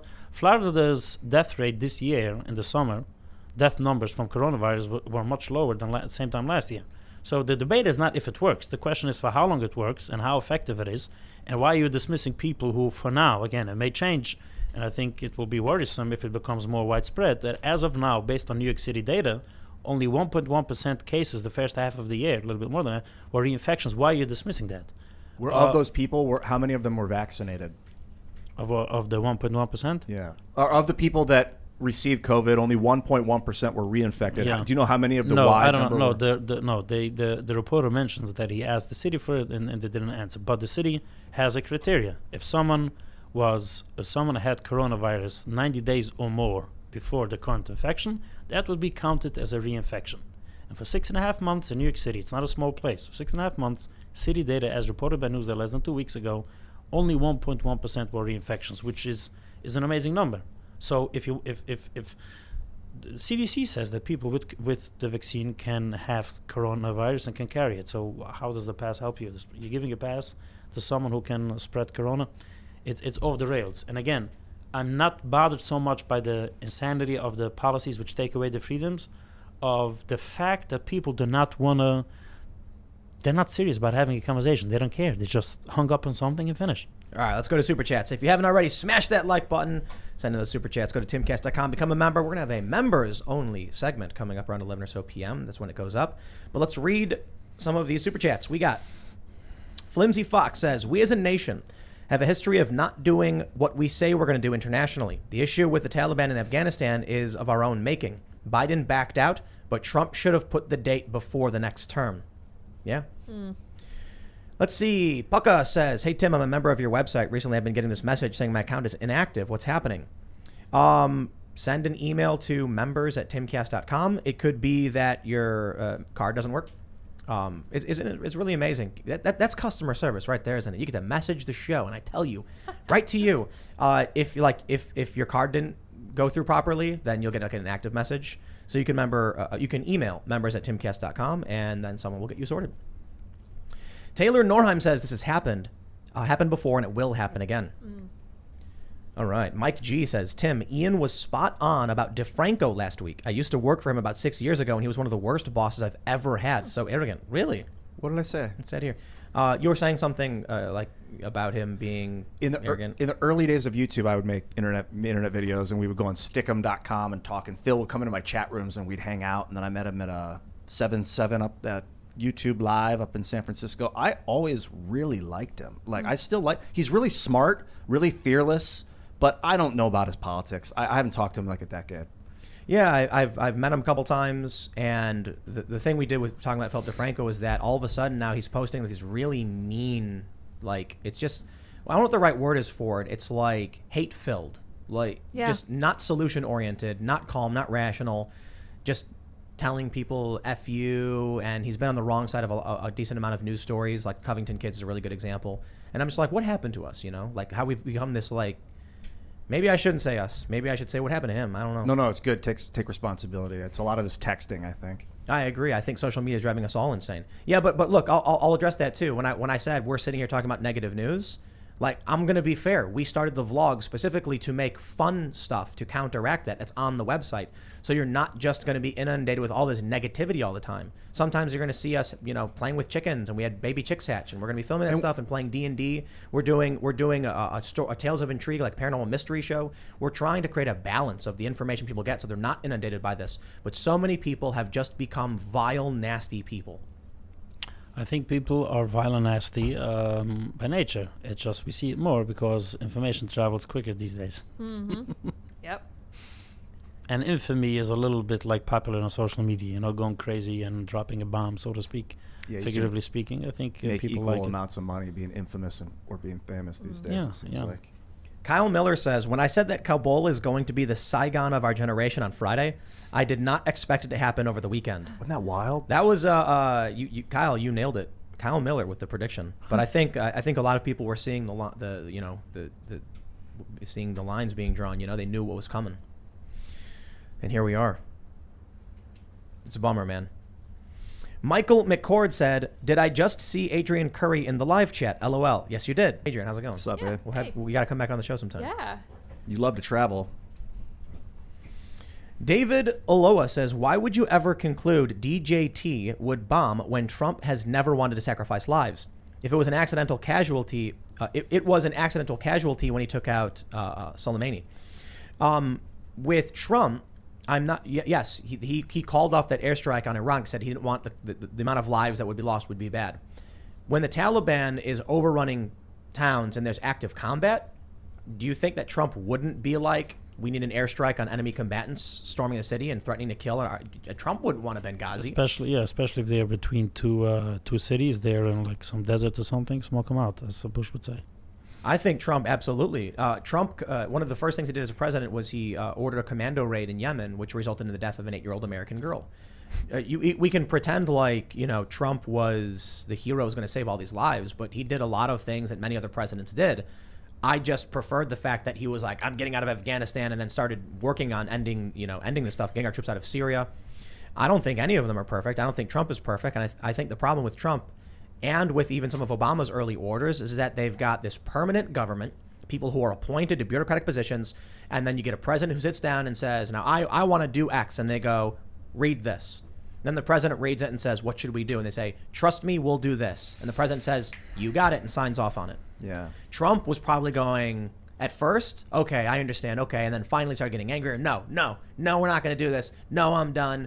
And they started lying to him. Then they started lying to the American people. Trump wanted to make moves, and they wouldn't let him. The other presidents, Biden, he probably just says, sure, whatever. You guys know better than I do. I don't want any trouble. Then you end up with a president like Obama killing a bunch of Americans, which he did, by the way. All right. Broskadoodle says, I disagree with how Trump would have handled it only because we didn't let the original deal play out. What he would do in this exact situation is irrelevant because you're playing in the hypothetical. I actually completely agree with that. And that's the challenge I mentioned earlier. We have no frame of reference. Trump isn't presiding over this, and we can only make assumptions based on what we think he would do. So it's really hard based on what he said or did in other instances. And maybe it would have been different. We don't know. And that's why I say. Okay, well, and if this is the way we discuss things, then have political debates. You can be shut down because we don't know, the person's not there, and you don't have a point of reference. I think we have to some extent. No, I think it's fair to point out that based on what Trump did, we can make assumptions about what we think he would do. Correct. But we can't have an argument with ourselves in our minds about a president who's not in office. Yeah, it's not about being certain that he would do it, but it's to entertain it as a possibility, if not a probability. Yeah, worth debating, the point is but not right worth now, getting emotional about. You've got all these Democrats saying it's Trump's fault, and I'm like, Trump's not the president. All right. No, Democrats saying it's Trump's fault, then Biden goes out and says it's my credit. So. Mm-hmm. But he did say, I inherited this from Trump, and I had to make a hard decision. But the buck stops with me, and I'm like, all right, fine, I'll take it, Sean DeBee says Trump was adamant about not leaving arms and equipment as a free-for-all. That is true. And there was a statement from Mike Pompeo where he said that I think it was Trump, or I can't remember who. Someone said to the Taliban that the full force of America will rain down on them if they violate the deal or things like that. And I think with Trump in office, the Taliban were like, all right, we're going to get something out of this. And this dude's going to, okay, we don't want to mess with this guy. He's crazy. Okay. With Joe Biden, they're like, he's sleeping, run. And that's what you get, man. Jason Strait says cowardly of Biden to address the nation at 4 p.m., a busy time of day when no one is available to watch. In any case, anything he says rings hollow, as he's made it clear many times that he's not my president. Yeah, a lot of people said the same thing about Donald Trump. The issue is, I can understand that Joe Biden doesn't represent, in my opinion, everyone in this country. And that's like, I got to slow down. I'll give you the example. When COVID restrictions were being lifted in Texas and Florida, Biden came out and said we might have to have more lockdowns and things like that, as if Texas and Florida did not exist at all, as if these red states didn't exist. And so I think he's been doing a very, very bad job in that regard. And I think Jason is correct. A lot of people pointed out as a 3:45, scheduled press conference when people are at work. Are you serious? 8 p.m., later in the evening when people have a chance to watch it. Whatever, yeah, but I think 2021, people would just take out their phone and watch it online or something. On demand. Yeah, basically. Sorta, I can't read your last name, says, why would an Islamic people who have been taught their entire lives that Westerners are bad, according to the Quran, embrace Western democracy? American politicians, media, and military officers have no respect or insight into other cultures. I don't know a lot about Islam. I think that one of the tenets of Islam is if you're backed into a corner, fight with everything you have, and they feel like they've been pushed into a corner economically as the military-industrial complex is spread throughout the region. This is important. All right, go ahead. No. I think it's possible that the religious perspective plays a role to some people, to some actors, but I think we can't dismiss the human flow of things, as the example that I gave earlier about Canada. Imagine growing up 20 years of having Canadian troops making checkpoints at every corner, and one day they play ball with you, and the next day they arrest your uncle because he's supposedly a bad guy. Your uncle is in prison for 2 years. I think this puts the U.S. in an impossible position when they move into an area, and then what? All right, Jason Diaz says, who played Civilization not to conquer anyone? Yo, cultural victories, man. Dude, science. Launch that spaceship, man. I keep thinking about this. If we had conquered, in Civilization, have you ever played Civ? It's the computer game. It's a great game. It's world conquest. You can do it by culture. You can do it by science. You can do it by... You build a civilization. Religion. You can do it by conquest. You don't have to conquer the world through conquest. You can do it through religion. The most or culture. Computer games that I played was Pac-Man or... But if you were to... Game Boys 20 If you were years to ago. conquer a desert mountain country like Afghanistan, and then there are all these cities, you'd have to spend so much money building libraries, sewers, marketplaces, universities. I mean, you'd spend so much money, bankrupt yourself like 7 times. It would be... So I see how it's just an impossible win using the civilization metaphor. Well, if like the new Civ, you go to an area that's like a desert region, there's no resources. You just raze it to the ground and leave. No, you culture victory. I don't like conquest. I like cultural victory. It's where it's basically in the game you export your culture, your movies, your music, and then other countries start adopting your behaviors, and then your borders expand and press on theirs, and then people are like, that's way cooler than this, and then they rebel or abandon. Anyway. We got an actual important super chat here. No offense, Jason. I just mean it was a funny, hokey one, but this one is like actually interesting. John Hutto says the 200K number for Taliban fighters comes from a January 2021 West Point Counter-Terror Center Volume 14, Issue 1 report, quoting a BBC report in 2018 from Dr. Dawood Azami and a tweet I tagged Lids on.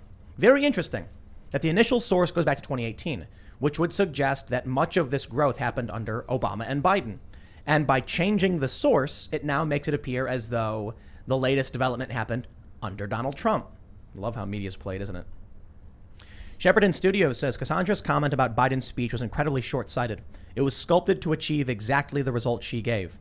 Perhaps. But I think there's a rhetorical victory in the president coming out and repeating the words of what many anti-war activists have said for a long time about the wasted time and energy and money in Afghanistan. And it's vindication. It's getting them to admit that the anti-war crowd was right the whole time and they believe the same thing. Granted, Biden screwed this one up. I think Trump would have handled it very differently, but, you know. All right, let's see. Rick Howell says, Ian, we didn't see a lot of video during Vietnam. There were only 3 channels, no internet. Much of the video came out after the war. There was a lot of self-censorship then, too. Gore was not the huge draw it is now. Okay. Interesting. Yeah, it's fascinating. Oh, okay, someone's got the correction for me. I stand corrected. Bill Hughes says they were not doing jumping jacks. They were being taught how to do the side straddle hop, which is a government jumping jack. Huh. Okay. So harder for no reason. No, but I'm glad we have the specific name for it.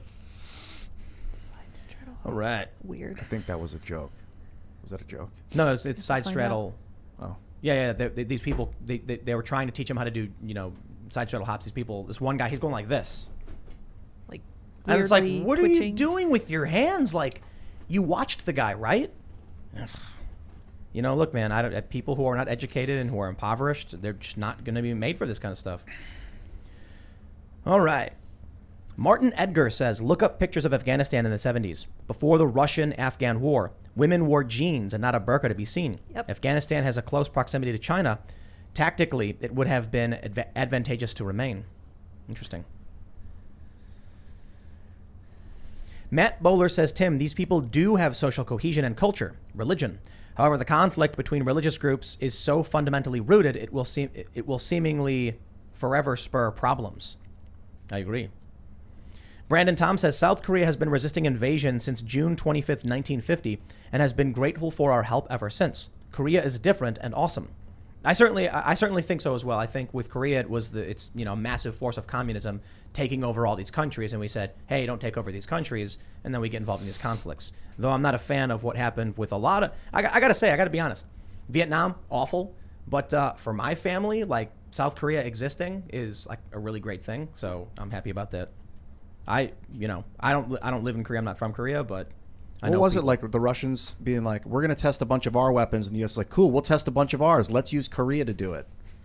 What do you mean? Like, is that what that war? It was a proxy war. Like, were they just testing weapons and using the Korean people? It was the expansion of communism, same as Vietnam. That's what they called. That's what they said. But what was Well, it then what really? was Vietnam? It was just an arms race. Was Vietnam the same thing? Yeah, pretty much. No, I think it was The Chinese and the Americans using their weapons. Communists testing were weapons. spreading across the Asian continent, and the U.S. was like, we can ignore this because they're not our countries. But then what happens in 30 years when the communists control all of Asia, Europe, and North Africa, and then they're impossible to stop, and then they start cutting off our supplies, and then the U.S. falls to these dictators. Yeah. We have to go now, otherwise they grow too much. It's possible and probably even likely, I would say, that it was more than one reason or more than one like positive outcome that could come out of it. You get to test your weapons and you get to stop communism. All right, let's see. Scallum says those were ANA soldiers. Then there are NDS and KPF soldiers, more skilled but needed to be babysat to function. Most Afghans are sheep people. The smarter ones left or leave as soon as they can. Yeah, they're like farmers, right? They just, Mostly. yeah, I can't blame them for not knowing how to fight or being able to understand it. I just think the government, like the U.S., should have realized, like, hey, wait a minute, this isn't going to work. Well, they get all their opium and now they're out? Is that what? Did they extract all the opium or something? Yeah, what was it? The Taliban banned the opium stuff? Oh, Is that wow. true? I don't know if that's true, though. They banned masks? Is that right? I don't know if that's true. Didn't they banned some like critical they- race theory or something stupid? I maybe that's a meme, dude. I don't know if that's Probably should a look it up. meme, dude. It's fine. All right, let's see. No, they banned the vaccine, I think. I'm gonna look this Tovid up. Benson says, how can you expect the U.S. to teach community identity and create cultural cohesion to a foreign entity if we are abolishing those same values and cohesion in the U.S.? The U.S. did not make an effort to understand the local tribal cultures to find what would create cohesion. Nor will they do it here in the U.S. when you get people like, General Mark Milley being like, I want to understand white rage. Yeah, you'll alienate 92% of the country. Good job. See, but what he said at the time, I don't think he really wants to understand it. He just said what fits in narrative of because he course. wants to fit into Washington. Right. And so much of the discussion these days is just people just going along with whatever flows. This is a story from the week. Taliban bans COVID-19 vaccine in Paktia. Interesting. All right, we got George Butler says, hey, Tim and crew, do you think POTUS should send social workers instead of troops to Afghanistan? Yeah. Perhaps. Good idea. And they can teach people. Seven Cog says, failure to defend Taiwan will be the U.S.'s Suez Canal moment, the point at which the world knows beyond doubt the U.S. is no longer top dog. And I think it will happen. I do. You can't stop it, though. I mean, you could, but the problem is Mark Milley. You know, I don't mean him literally just he's the only problem. I mean, you look at the things he says and the way he behaves, and it just shows the spinelessness, the weak-mindedness. I'll tell you this. I think a large portion of American leadership has like almost no mental fortitude. And the fact that Mark Milley is in the position he is just shows that, like, you know, the emperor has no clothes. It's weird that feeling like that we have too much to lose. We don't want to fight because we don't want to lose what we have. Like, we're so elevated above other people that we don't want to lose our stuff, whereas they don't have that. So they're like, I'll fight. I got nothing to lose. So you don't want to get too far ahead of everybody else. Justin Middleton says, Tim, big fan, but I don't understand this. You often quote Edmund Burke. All that is necessary for evil to triumph is for good men to do nothing. Why doesn't this apply globally, considering your stance on foreign intervention? I don't think the Taliban are going to be an international cabal that, you know, take over the world. But that's why I was saying about the Soviet Union. I understand why the U.S. was doing what it did. And I'm certainly happy that South Korea exists and was defended, although the U.S. wasn't able to defend all of Korea. It's tough. Vietnam was a major failure, and we lost there. But ultimately, the Soviet Union fell. I look at Afghanistan, and I'm like, what are we worried about with Taliban? Like, I understand 9/11 and all that stuff for sure, but that was specifically targeting a group of people. But that you know, that's a line the president said today. Like, technically, we could have left Afghanistan 10, 15 years ago, and if we can't leave today, we can't leave in 15, 20 years from now either. It's right. Like, what are we trying to accomplish at this point? Yeah, he said we went after Osama bin Laden, we got him. Okay, there you go. You know, I think what Ron Paul often said was we shouldn't have declared war. We should have declared mark and reprisal against the specific group, and then sought to operate in certain territories through, like, you know, agreements with those governments. Yeah, I think all in all, I think the mess up with Afghanistan is not so much going out. It's I think how things will play out going forward. I think the hasty withdrawal, the way it was done, is more like an abandonment, and I think this may have long-term consequences. In other words, the deficiency is not in actually leaving Afghanistan. I think people can understand that. I think if the U.S. were to leave Afghanistan in some sort of a more orderly fashion, you know, using the last few months to do it and not having these images the last 72 hours, I don't think it would undermine the U.S., the role of the U.S. in the world. So I don't think leaving in itself is going to be a problem. I think how it's done and you know, not being able to keep a government going, spending so much money in the military and turning your back on people who help you, I think those things will be a disaster. All right, Black Rock Beacon says, trained Afghan commandos while in SF. They were competent. Also trained regulars, and some older guys who were mujahideen were very good. But many couldn't aim a gun. As with most armies, the bulk are the regulars. Taliban are mostly seasoned fighters on par with commandos. If that's true, that's crazy. And even if they had 85,000 guys who are trained, man. Yeah, I don't know. The U.S. wasn't going to be able to hold that. All right, let's see. Here's a very important super chat. Working Rageaholic says, "Oi Tim, can you talk about Yuri Bezmenov? Dude warned us years ago about what was going to happen, but no one listened." You ever see that Yuri Bezmenov video? Yeah, Ian. Yes. Oh, you have to. We should make everyone watch it every day. Have you ever seen that? Have you ever been asked about that video 25 times? You know how we have the thing that appears on the screen says, like, share this, you know, like this, you know, subscribe. We should make another one where it just says, yes, we've seen the Yuri Bezmenov video. Yes.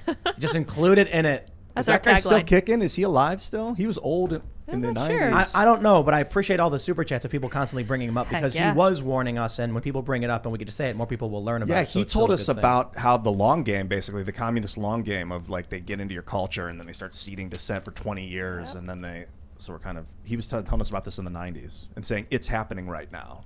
He's right. Moosey Moose says, I urge everyone, watch a video on YouTube titled Mass Psychosis, how an entire population becomes mentally ill. They talk about a killing of the mind, modern-day totalitarian, and how parallel systems can be used to defeat it. I've seen that video. It is really, really good, and it is incredibly well done. It is called Mass Psychosis, how an entire population becomes mentally ill. You got to check it out. You should watch it. It basically talks about... I'll just leave it at that. Thanks. Watch it, and you'll be like, this sounds familiar. Oh boy. Oh yeah, and it's like a big channel doing an educational video, like Who's it talking by? philosophy. You have to look it up. I don't know. Okay. All right. Adjudim says, shout out to OJ PAC, Yossi's nonprofit org. Oh, yeah. Do you have a nonprofit? Yep. Yeah. What is it? What do you do? Our mission is to fight bigotry against the Orthodox Jewish community and to advocate for civil rights, civil liberties that affect our community. For example, last year we pushed a lot of data and advocacy in terms of restoring patient rights in hospitals. Until today, most hospitals do not have a regular visitation restored due to coronavirus. And I think it's important for people who believe in family values to have the ability to visit family members. It's very important for their recovery. So we advocated on that front. We also pushed a lot of advocacy to open schools last year in New York. Because again, unlike most of the U.S., I think like only 21% of the U.S. population is under the age of 18. In our community, it's 60%. Oh. Can you believe it? Wow. It's 3/5. It's huge. So when you didn't have school for a week, you can imagine how parents and families are going crazy, and how important school is. It's not you have a child here and there. You have like more than half of the population is stuck in time.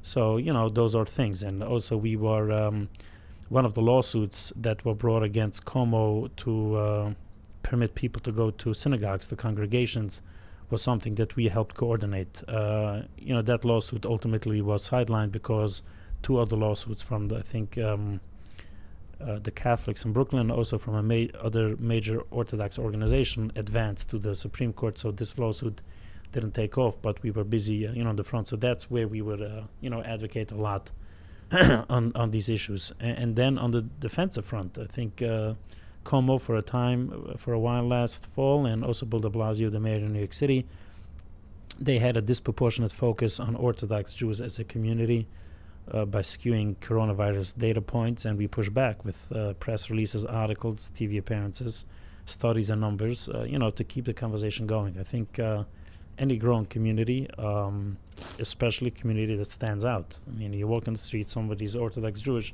you can see it. I think it's important to get information out there, either in a proactive or a reactive fashion, and we try doing that Right on. between the tweets. All right. Yes. Emily Mower It's a good name says, for a book, by the way. did Ian just say rights are given? The government does not grant us our rights. The Constitution protects our rights that we inherently have from the government. LOL. Yeah. That's true. what we tell ourselves, the myth of our No? time. Come on. It's enforced by law. What do you mean? All our rights that we say are God-given. Come on.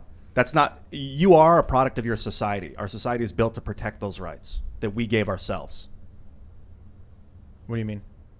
The United States is a self-fulfilling prophecy. It's She's not like we saying- accidentally have all these rights. We had to choose to create these for ourselves. He's saying an interesting point. He's saying that you need to have a government that agrees to protect your rights. If not, those rights are taken away by government. So it's... Oh, interesting. It, But I guess You understand my point? Yeah, or but by I a think giant you're- bear or whatever. Yeah, But- whatever, but but- it's but I not... think you're missing the the point. rights...